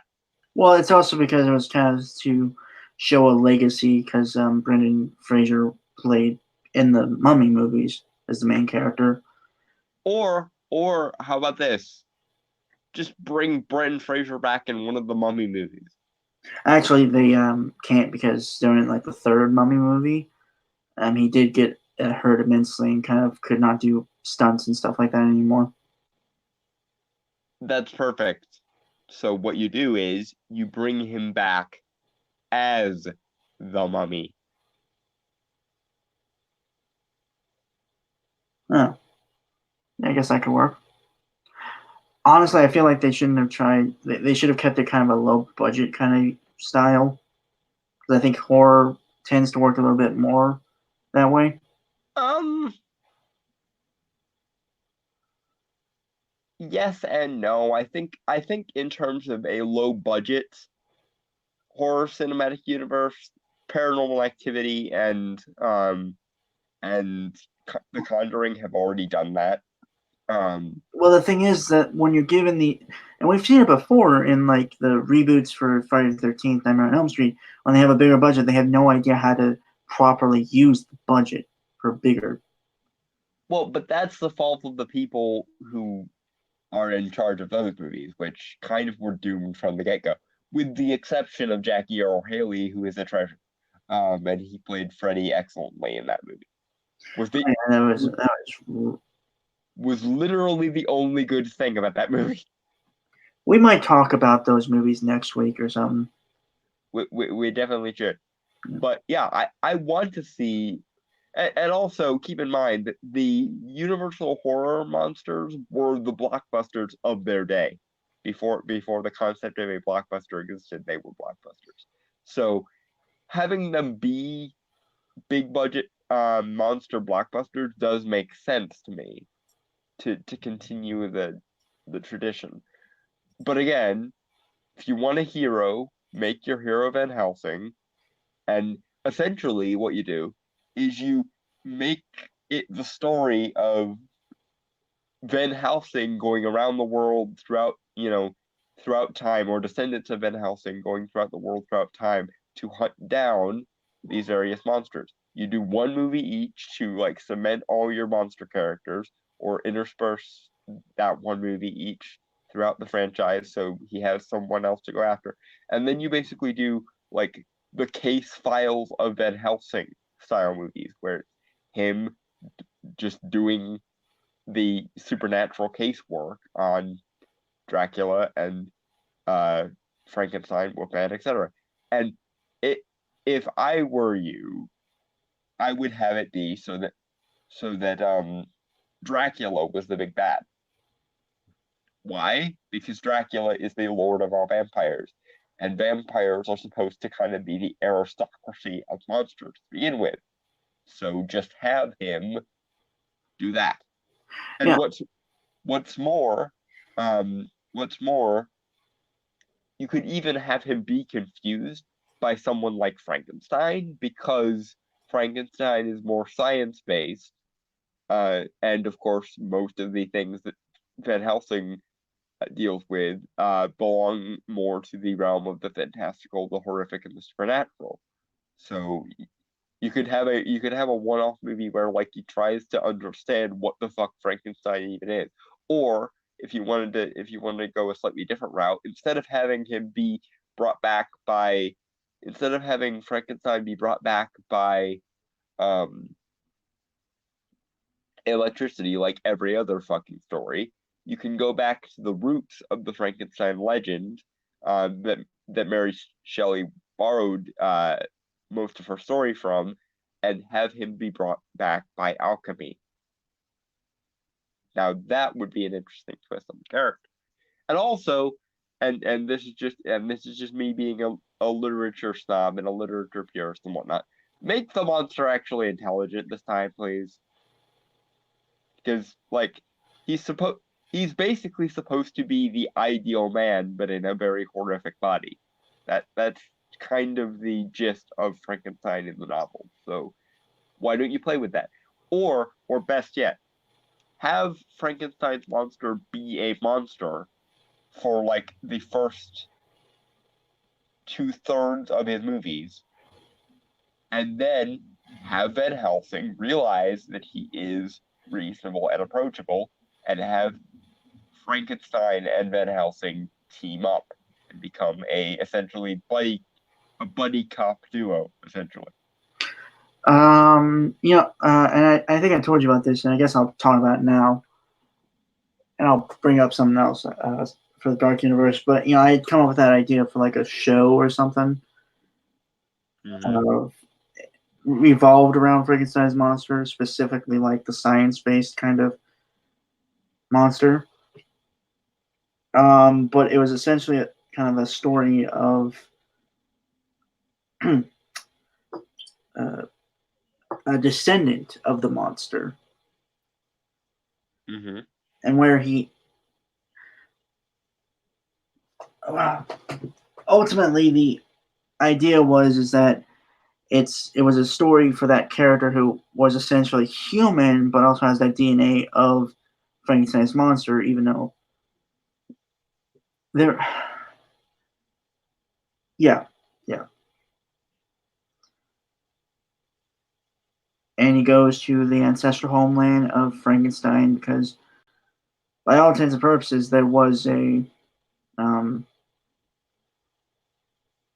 a there's land to be reclaimed by the descendant of Frankenstein's monster. Mm-hmm. And since he is a descendant of the monster itself, other creatures of the night would want that because it's an interesting specimen to study. Right. Also, because I'm spinning off on this, make the Frankenstein monster sympathetic, or the sympathetic one, route. Um, Bring back the notion that, or at least amplify the notion that the monster regards Frankenstein, the doctor, as his father, and once and for all put to rest this whole Frankenstein is the doctor. No, Frankenstein is the monster bullshit. Frankenstein can be both the doctor and the monster because the doctor brought Frankenstein to life, and the monster viewed the doctor as his father. Therefore, if he considers Frankenstein the doctor his father, then he would also take the name Frankenstein. And in fact, in some versions of the novel, the doctor even considers referring to the monster as Adam and calling him a son. So it would essentially be Dr. Frankenstein giving a very strange birth to Adam Frankenstein. And you can play with that. Yeah. Well, I guess we kind of we already answered the questions I was going to ask, like the first two anyway. Why did it fail, and what it should have done? It failed because they didn't realize what they had or even consider the value of what they had. They just wanted to trace the cynical business trend and manipulate the plebs, even though they didn't realize that the plebs had valid reasons for liking what they liked. Yeah. And we just spent about 10 minutes going through all the things we would do with it if we could. I do hope that Universal does try again, because the fact that if they don't try again, it's going to be really, really stupid. There was actually there's also like this comic book idea I'm working on. I told you about it before stream a while back. The Righteous Cursed. Sound familiar? The name does, yes. Yeah. What's the premise? Well, the subtitle for that is Monsters versus Evil. Yeah. Oh, right. Okay. Yeah, I remember this now. Yep. Yeah. So essentially, it's monsters being quote unquote monsters that are being brought together to fight a greater evil. Kind of taking the quote from Dracula Untold is that the world doesn't need another hero. Sometimes it needs a monster. Yes, and that works. Also, in my version of events, in the hypothetical Frankenstein sequel, where Van Helsing manages to appeal to the monster's better nature and redeem him essentially, and they become a duo, have the first quote unquote monster they go after be the Invisible Man. Why? Because the Invisible Man is thoroughly human. And you have him actually be your mustache twirling irredeemable evil, because number one, that's how he was in the book, and number two, it can be a good lesson to the newly redeemed Frankenstein, who still has doubts about whether he can manage to be good, and so on and so forth. That it does you don't have to be born a monster to be a monster, and some of the worst monsters that they fight are thoroughly Yeah, human. and also if you're looking for inspiration on how to make the Invisible Man in modern times, look at The Hollow Man. Look at the Hollow Man movie with Kevin Bacon. Peter Verhoeven. Yeah, Is that- he did Star Troopers and RoboCop, the first one. Also, I feel the need to state this because if I don't, it's gonna get I don't, someone's gonna fuck this up. Most of your monster movies in this universe, or at least mine, should be period pieces.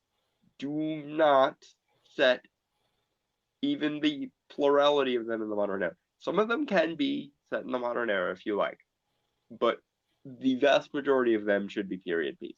And if they are not, I'm going to murder some things. You're never gonna let that go about the whole period piece thing, are you? Well, because it always inexorably makes the concept more stupid when they put it in modern times. Like I really enjoy Elementary, I really do. I like Sherlock, but less. But Sherlock Holmes belongs in Victorian London. That is where he belongs. That is where he fits. Likewise, Dracula belongs in medieval Romania up through Victorian Romania and England. Frankenstein belongs in the late 1700s through the 19th century. Done. And so on and so on and so on. These are Victorian novels, and the Victorian sensibility is a key feature of them. Leave them in the Victorian eras where possible. Actually, it's kind of funny that you'd say that because I have a few story ideas, both in like One Thing and in my kind of dark monster superhero story that are kind of period pieces. Mm-hmm. Well, the one I have, which is Sasquatch, he was actually kind of an intelligent being in my version. Mm-hmm.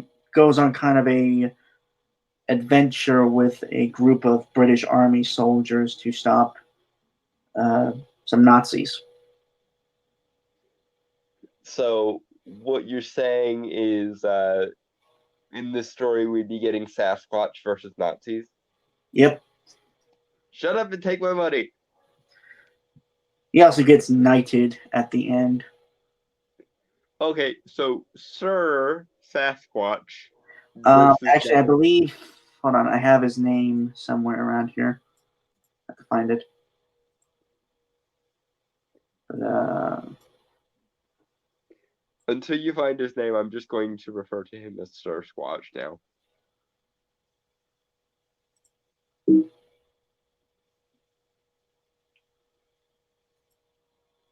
I can feel the glare. I can feel it. there's no glare. Darn it. But at any rate, Sir Squatch versus Nazis. Sir Manfred Forrester. The Sasquatch. Yes. Also excellent name. But at any rate, the Sasquatch fights Nazis and then gets knighted by the Queen. Best concept I have heard in years. Shut up and take my money. If I had any to my name, which I do not. Yeah. Because I always kind of pictured the Sasquatch kind of being intelligent or has the ability to learn. Which reminds me, have you ever heard of the SCP Foundation? Yeah. Don't know. Do you know their version of Bigfoot? No. You should look into their version of Bigfoot. Yeah. All in all, it was supposed to be like a rip roaring adventure with Sasquatch. So basically, what would happen if Harry from Harry and the Hendersons became like John Wick, basically? No.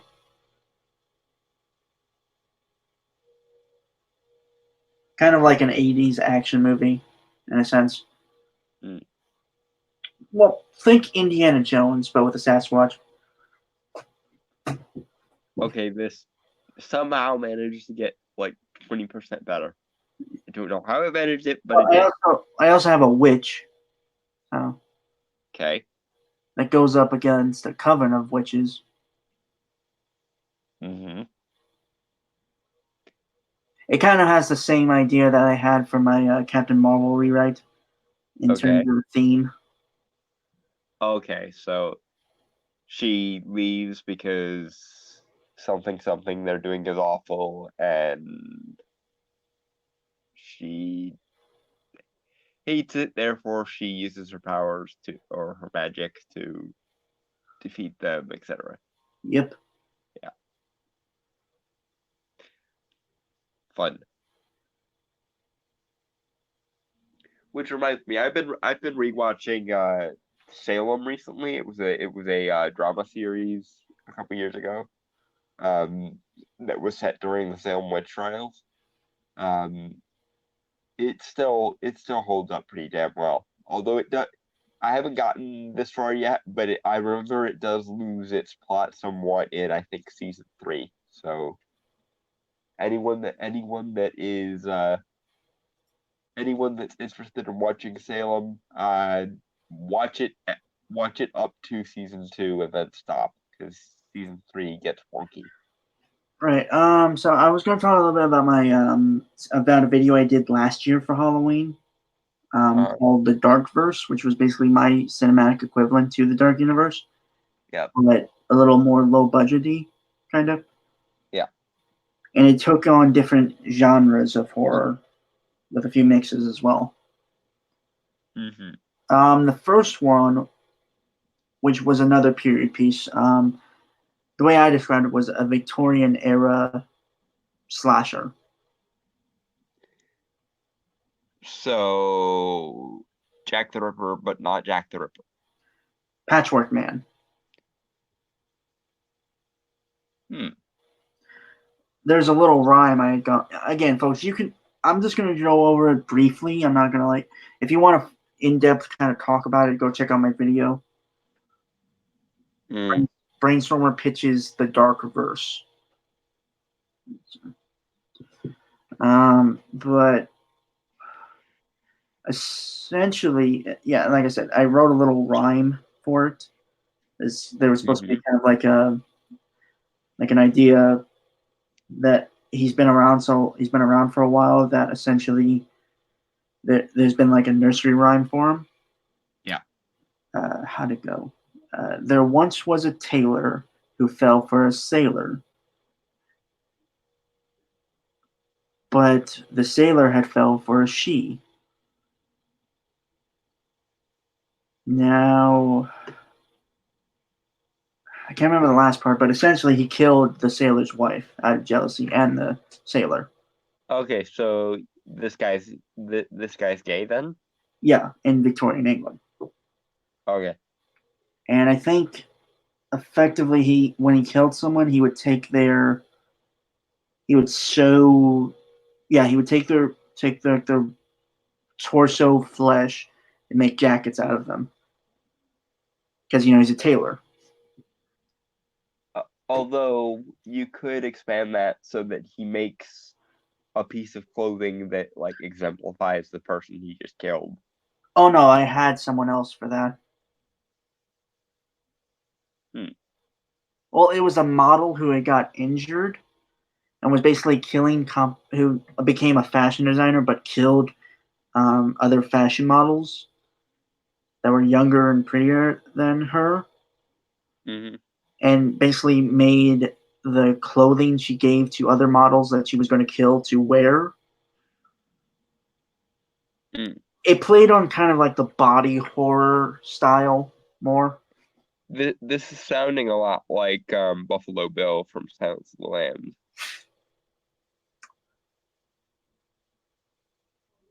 I did not know that.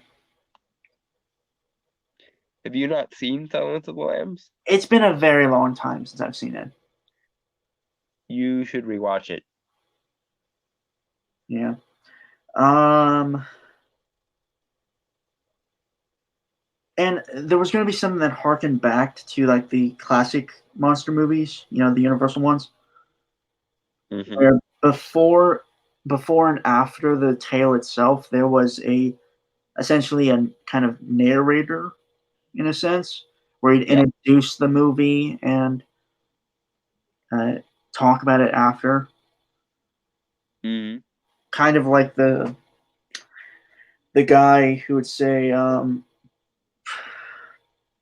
before the movie would begin, he comes out of like the drapes and stuff to kind of introduce it and all.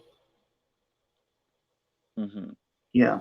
Uh, there was a romance story I had, which was it took place in, I believe, New Orleans, because I just love that place, and I always wanted, whenever I have a story that would fit there, I would put it there.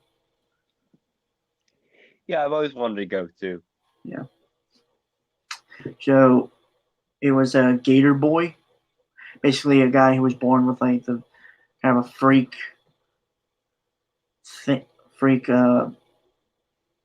Again, this was, I would say a lot of these were period pieces, Mm-hmm. and so yeah, the Gator Boy was born. I think it took place in the 1950s. Hmm. Yeah, so he was born. He was born a, quote unquote freak, Yeah. and he fell in love with a girl. But it's a tragic story of tragic love, and basically he becomes a cannibal by killing the people who had once harmed him, treated him like crap. Uh-huh, uh-huh, uh-huh. What do you get when you cross a mentally ill lover with a society that treats him like shit? You get what you fucking deserve. I'm sorry. Those plot lines are forever now going to remind me of the Joker. And keep in mind, I wrote that a year ago No, before. I know. It's just topical reference. I mean, he's not mentally disturbed. The Gator Boy, he's just Well, but I imagine he gets pretty broken by people abusing him. he has a kind mother, though. Also, keep in mind he was raised in the bayou, away from most people. So he's by a mother and father, but his father died in World War II. Hmm. So, and obviously, rumors and stuff would be talking about him. You know what? You know what monster universe I wish someone had actually greenlit? Guillermo del Toro's monster romance universe. That's not You're not letting that go anytime soon, I'm sure. No, no, I'm not. Because Shape of Water won the Oscar and deserved to. So why not make more of them? That's if that's Guillermo's spin on Creature of the Black Lagoon, give me Guillermo's spin on the Wolfman. Give me Guillermo's spin on the vampire. Hell, if anyone could make a better love story than Twilight out of a vampire story, it's a guy who managed to make Creature from the Black Lagoon into a romance. I just remembered the other character besides the murdering model and Yeah. well, not the seamstress, the patchwork man, the Gator Boy, and the fourth one was called the Red Author. Okay. You'll like this one, Don. It's kind of inspired by the whole kind of idea of Stephen King, like how he's really fucking just like how he gets so really weird in his books, Yeah. especially his horror novels. So essentially, the idea is that there was this best-selling novel series that the Memoirs of a Murderer or something like that. Again, I can't remember what it was called, right? And it's basically just a killer, basically a fictional story of how a killer would stalk a prey and stuff like that, Mm-hmm. kill them. But someone who reads the books figures out that it actually That, is a serial killer. that it's not fiction and that it's basically actually confession. Yeah, but no one believes him because most people would chalk it up to fiction imitating real life. Yeah. So all in all, it is a detective kind of story. Fun. Yeah. Honestly, if I actually was going to write that, I think that would be the most fun one.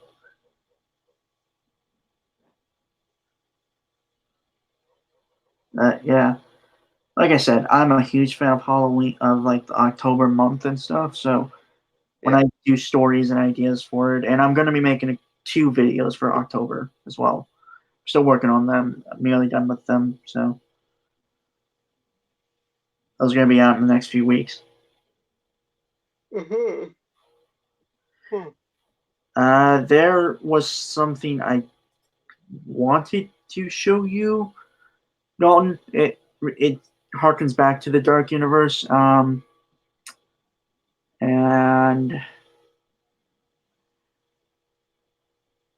basically someone did a fan trailer of what if 90s Dark Universe. Ah. But first, I'm going to have to post it into the chat because I don't have it posted in the description down below because I just thought of it when we were talking about Dark Universe. So I will set it up in one moment. And obviously, folks, we are going to have to, stop uh, every now. Every 20 seconds Yeah, because DMCA rules. yeah. And bananas, which for the sake of October I have converted into jack-o'-lanterns. Yeah. Give me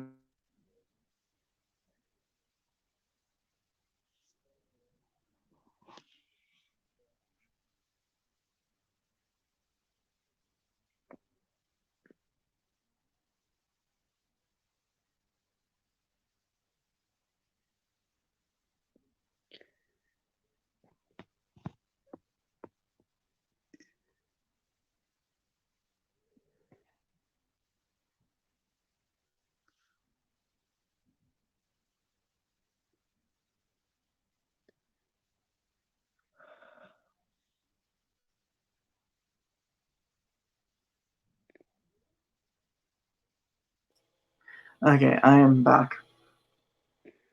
Okay. Yeah.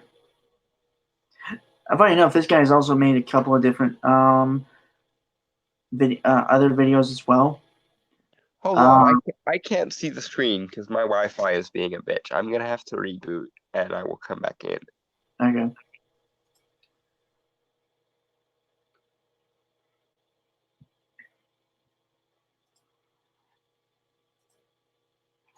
And there is one. So, folks, I will retell this to Dawn when he gets back, but essentially, this guy, Chief Brody Rules, is a well, he is awesome. By the way, like he did these edits for I don't. There we go. Now I can. Huzzah.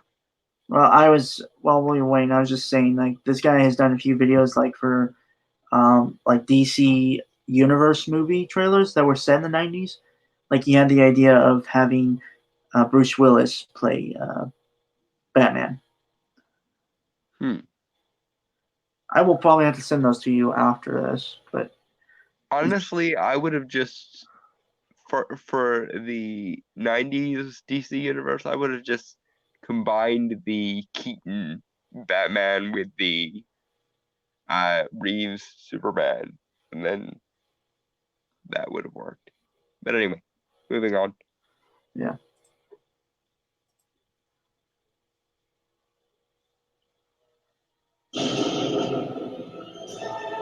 It is a place where nightmares come to life. Put down! Put your hands on you! Think you can hear us? What the heck was that? Headless Horseman. Huh. Can't believe we didn't think of putting him in the Dark Universe. Although personally, if I put him in the Dark Universe, I would just make him a Dullahan and not a ghost, because in all likelihood, it was probably just a dual hand that migrated to America, with some Irish or Germanic immigrants, because that makes the most logical sense. And also, I I really would like to see fairies make kind of a horror comeback, because they've been so sanitized that I think it'd be nice to see sort of them take their place alongside all the other things that go bump in the night. But that's just me. I'm fine with whatever as long as it's the Headless Horseman. Yep. I also would probably keep the jack-o'-lantern head. I probably wouldn't, honestly. I would, just because I think that would be an interesting way of distinguishing between the Headless Horseman and every other dual hand, because of course the pumpkin jack-o'-lantern really wasn't a thing until the Okay, but I would at least make sure he carries it, not have it on his head, because that. No, I would never have him actually wear it. I'd have him always carrying it. But I think it'd be interesting to have that be the distinguishing feature between them, because of course the jack-o'-lantern didn't turn into a pumpkin until the settlers of America were informed by the Native Americans that they had spiritual significance. Right. Okay. Jack-o'-lanterns? Jack-o'-lanterns, speaking of. There are things that go bump in the night. And we are the ones who bump back. Hey, Detective Van Helsing. You're reckless. That's why we need you. You have an insight. You know monsters. Look who's talking. So Arnold Schwarzenegger as Van Helsing.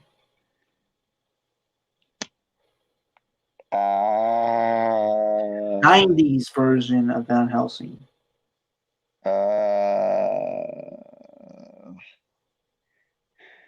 I just went through the rant about how Van Helsing should be an action hero. God, If anything, honestly, a part of me kind of sees Anthony Hopkins playing Van Helsing. Yeah.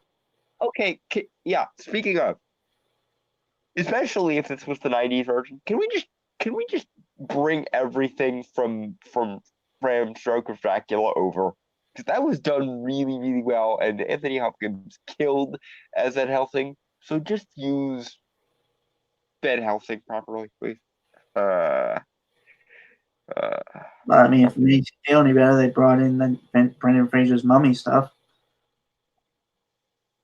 Yay. But still. Boy. Also, apparently Jack Nicholson played a werewolf in the 90s. Yes, in An American Werewolf in London, I believe, is where Jack played a werewolf. Although, honestly, by virtue of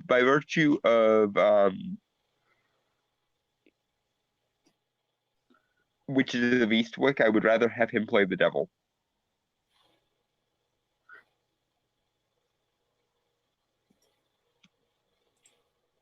Feel love. You giant!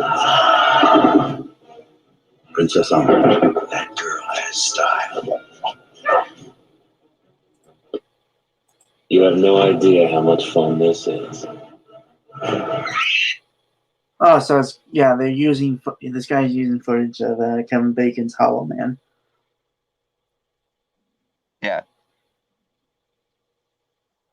Well played, sir. And also, yes, this I can see that if they did do Dark Universe in the '90s, this would at least be an interesting franchise, except for Arnie as Van Helsing, especially because Arnie should be Frankenstein.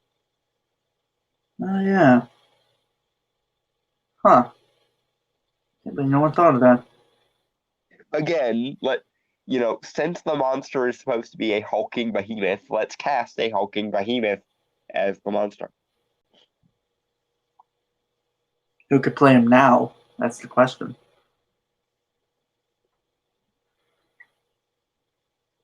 Chris Hemsworth.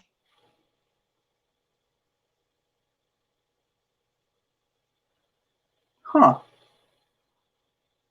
Because he's already established himself in the horror genre with Cabin in the Woods. So, yeah, Chris Hemsworth as Frankenstein's monster.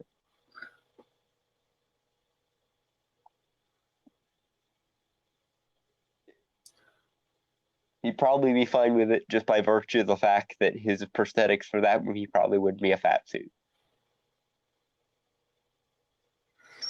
Don't get me started on that. Don't want to get started on that. Don't want to get started on that. But it was so terrible. I want to put my fist in my wall right now. Don't hurt yourself or your property, and the walls count as your property for now. Right. Okay. Until you move out of the house, you probably need that house to still be standing. So, and given that your house appears to be a condemned building with the wall thickness of a relative cardboard box, don't poke holes in your house. Found your next assignment. What do you need us for? We don't know yet. We're investigating this one. One cannot protect you from my power. Take it easy. We're the good guys. She's been chosen. Chosen for what? Okay, so yeah, Bram Stoker's footage as well. Yeah, again, if they were going to establish a monster movie universe in the 90s, I prefer they would pick up from Bram Stoker's Dracula, because that movie was awesome. Mm-hmm. And I believe it was Gary Oldman who played Dracula in that. Goddamn right. So, yeah, Gary Oldman as the big bad of an entire universe. You better goddamn believe it. Also, that Dracula had an amazing sense of style. I am jealous of his sunglasses. I will be honest, I think I liked the vampire look more, like the big bat monster look more. I enjoyed him going all aristocratic. Well, I'm not saying that's not bad. I'm just, it's more of like the kind of prosthetics and stuff and how it looked and all. Yeah, no, that movie was extremely well made and it deserved every accolade that it gets, but still. Well, speaking of which, did you ever see that video I sent to you from Renegade Cut about it? I watched that a long time ago. I haven't watched it since you sent it to me. I will have to look at it. But for the upcoming one shot, we will be responding to Lacey Green in her video. Are witches feminist icons? And if you can hear the click of a gun, that is me readying a pistol to shoot into my mouth at the very thought of that concept.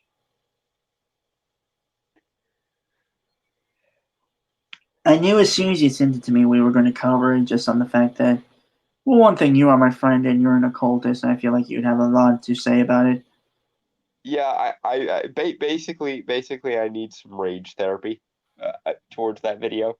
Also, like I said, when we were talking before we came on stream, as much as I love the Honey Badgers, when Mike and Allison did their version of a response video, which is called the Ragening, to it, most of their criticism had to do with, but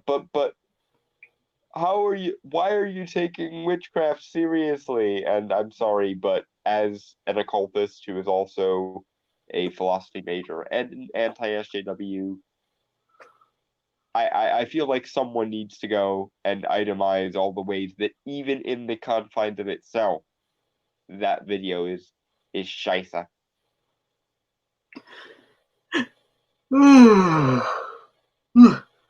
and no, I don't hold it against Lacey because yes, I know she got at least purple pilled after a while there, but still, I am allowed to be angry, and I believe it was 2016 Lacey who said that. So 2016 Lacey, I can be angry at all day.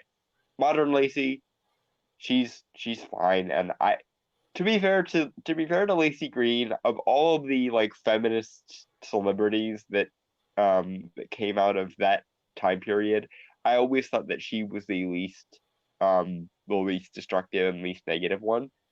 But that being said, she came directly into my wheelhouse and she crapped all over the room. So now it's going to take me God only knows how long to clean up that shit. Right. But anyway, moving on. Gentlemen. He consummates your flesh before midnight on New Year's Eve. He who looks like you. I like this scarlet moments of fun. Now, Van Helsing will face an enemy that never dies. I've been waiting for you. Oh God, Arnie, I'm sorry. I hate to have to react like this every time they reference Arnie as Van Helsing, but Keep in mind, it is a fan trailer. I know, but for one thing, we had Anthony Hopkins as a proper Van Helsing Well, in the 90s. I think it's also a play that Tom Cruise was supposed to be like the main character of the Dark Universe. He was a major star and had star power and stuff. And Yes, and that was also stupid. I don't know. I kind of dig it. Not the Tom Cruise thing, but 90s Arnold Van Helsing. Honestly, I'm willing to accept different renditions of the character. Like, okay, but if you wanted the action hero Van Helsing, Hugh Jackman is standing right there. And say what you will about the Van Helsing movie, and much can be said about the Van Helsing movie, he still did a good job as a version of the character of Van Helsing. Yeah, I actually I enjoyed the movie. I think it does have problems, but I enjoyed it. No, I watch it. I watch it a couple times every Halloween too. It's it's not a bad movie. It's a cheesy, over the top movie, but it's not that bad. I think it's kind of the point of it, isn't it? Yeah, it's very self aware and campy. And would it be better if maybe they had tiled down the camp just a little bit and taken things a little bit more dramatically? Sure, but what can you do? Yeah. And the stupid amnesia plot line was stupid, but Didn't go anywhere, did it? no, it really didn't. The only thing they said was he's an incarnation of the Archangel Gabriel, and somehow that leads to him having amnesia in human form, because what? I don't know. Huh. Yeah. Okay. Because remember, Dracula kept calling him Gabriel, and everyone else kept calling him the right hand of God, and it turned out that he was basically Gabriel who had fallen to Earth, as in the Archangel.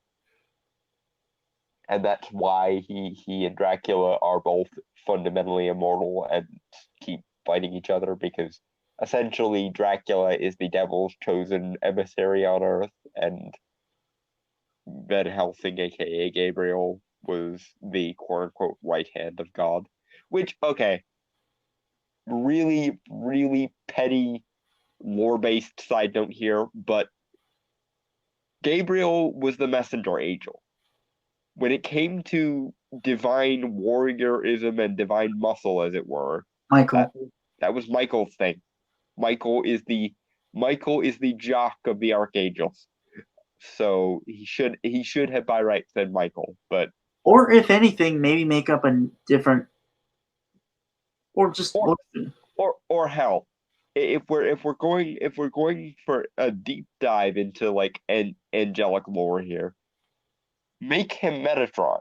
That works because Metatron was actually a human first.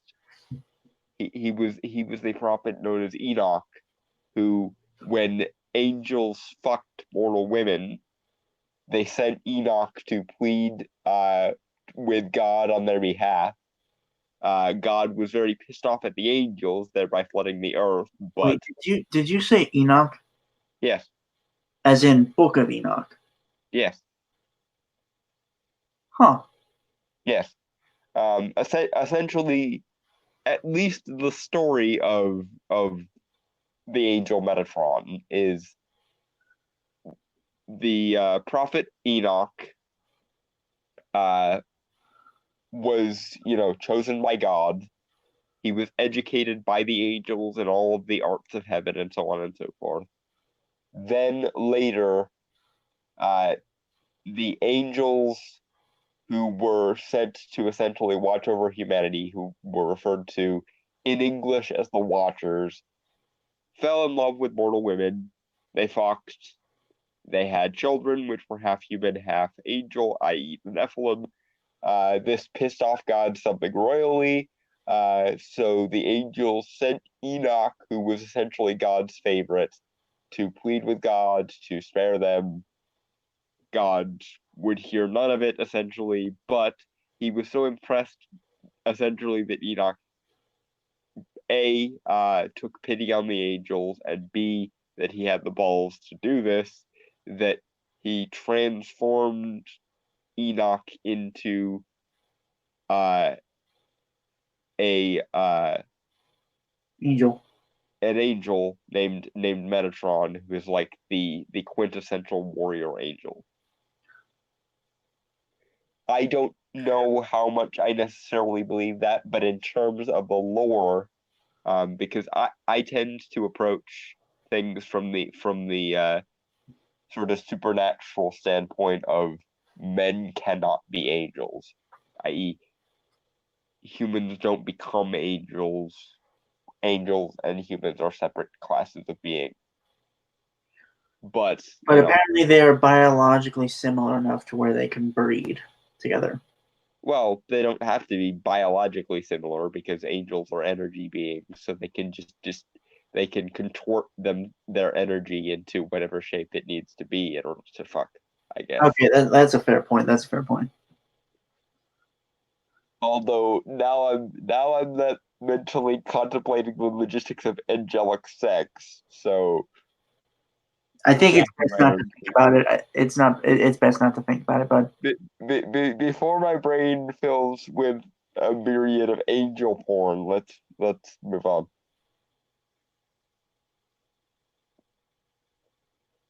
it's weird where your mind goes, Dalton. It really is. I know. I'm not trying to judge you or anything. It's just I'm just imagining like an angel sitting in heaven in like a doctor's office, looking at a magazine of like shapely female angels trying to get get the angelic equivalent of okay, moving on.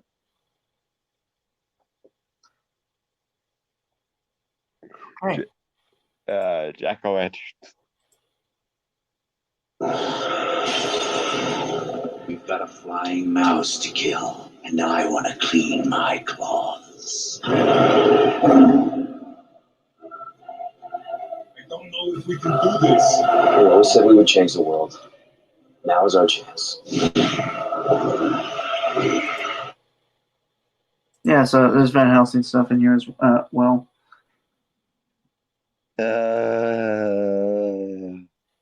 I mean, you gotta give the guy credit. He knows how to use clips. He does. He does. He does.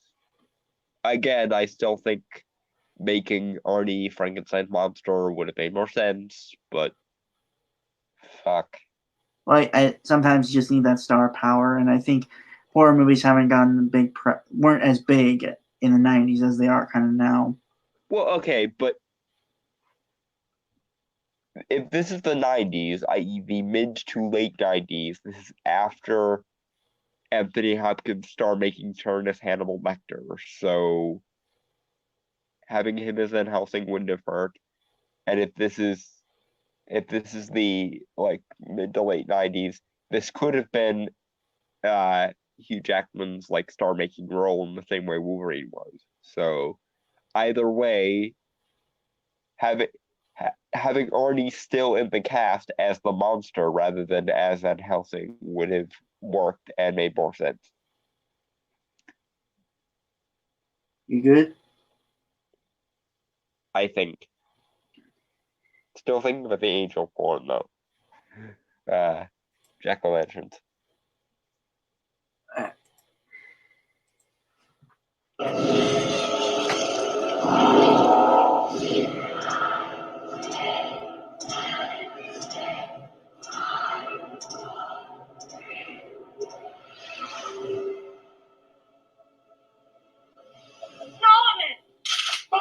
We're on high alert here. I almost killed you right there. You cannot even realize. Okay, so a little treat, Rick like, O'Connell. huh? I said, "Oh, Rick O'Connell, how I miss you." He was a hilarious character. He also apparently played in a remake of Psycho, which that was the callback there. Yeah, the shot by shot remake, which is just why would you why?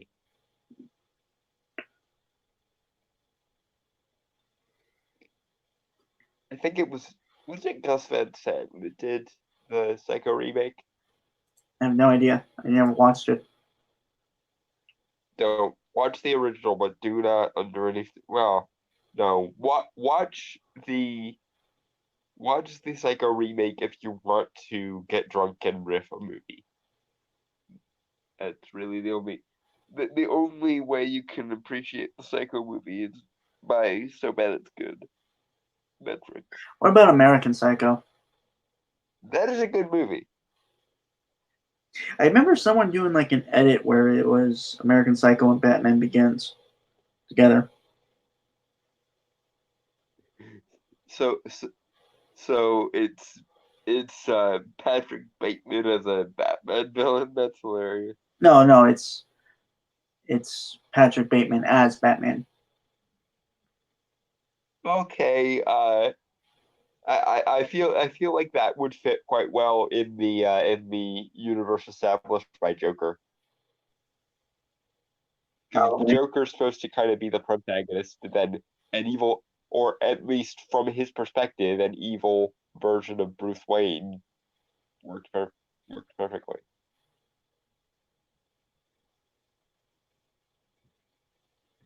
And let's be honest, given how much of an asshole Thomas Wayne is, at least according to Joker's version of events in that movie, his son probably would grow into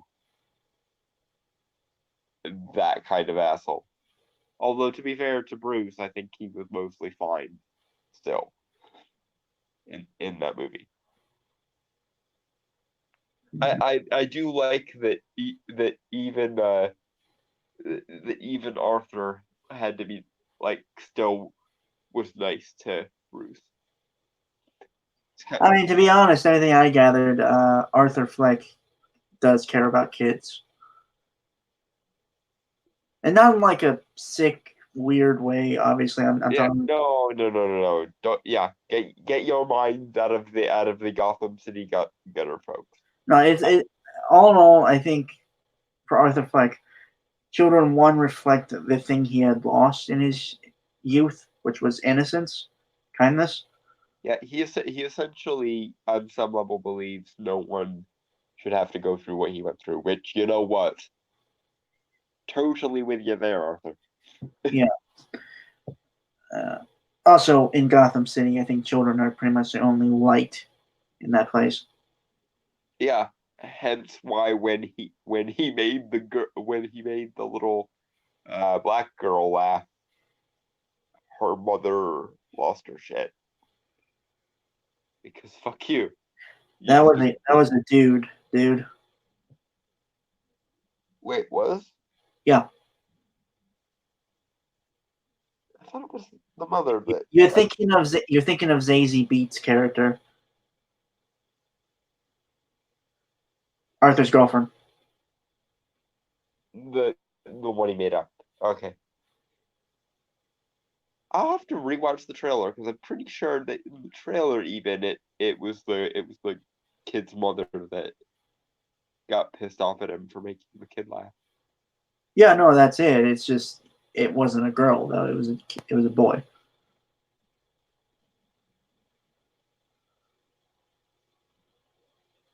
That is the most female-looking dude I've ever seen, man. Well, to be fair, when kids are that age, boys and girls kind of look the same. Oh, the kid was okay. I thought you meant the parent was a boy, and I'm just like, wait, No, what? I was talking about the kid, dude. Okay, now I'm less confused because I was sitting there going, I could have sworn it was the mother that yelled at him. No, it was. You're right about that. It's just that the kid was a boy. Okay, well, I either way, yes. The mother lost her shit because her child experienced moments of joy. Yeah. Because fuck you, you stupid bitch. That hospital scene, though. Oof. Yeah. The Joker is awesome, and everyone should see it, and everyone who has seen it should see it again. Right. I guess that's pretty much. That's a little side tangent there. I honestly got nothing else left to say. Yep. So with that, folks, we want to say goodbye, adios, aloha, auf Wiedersehen, sayonara, peace, cheers, and Shalom. Now fuck off.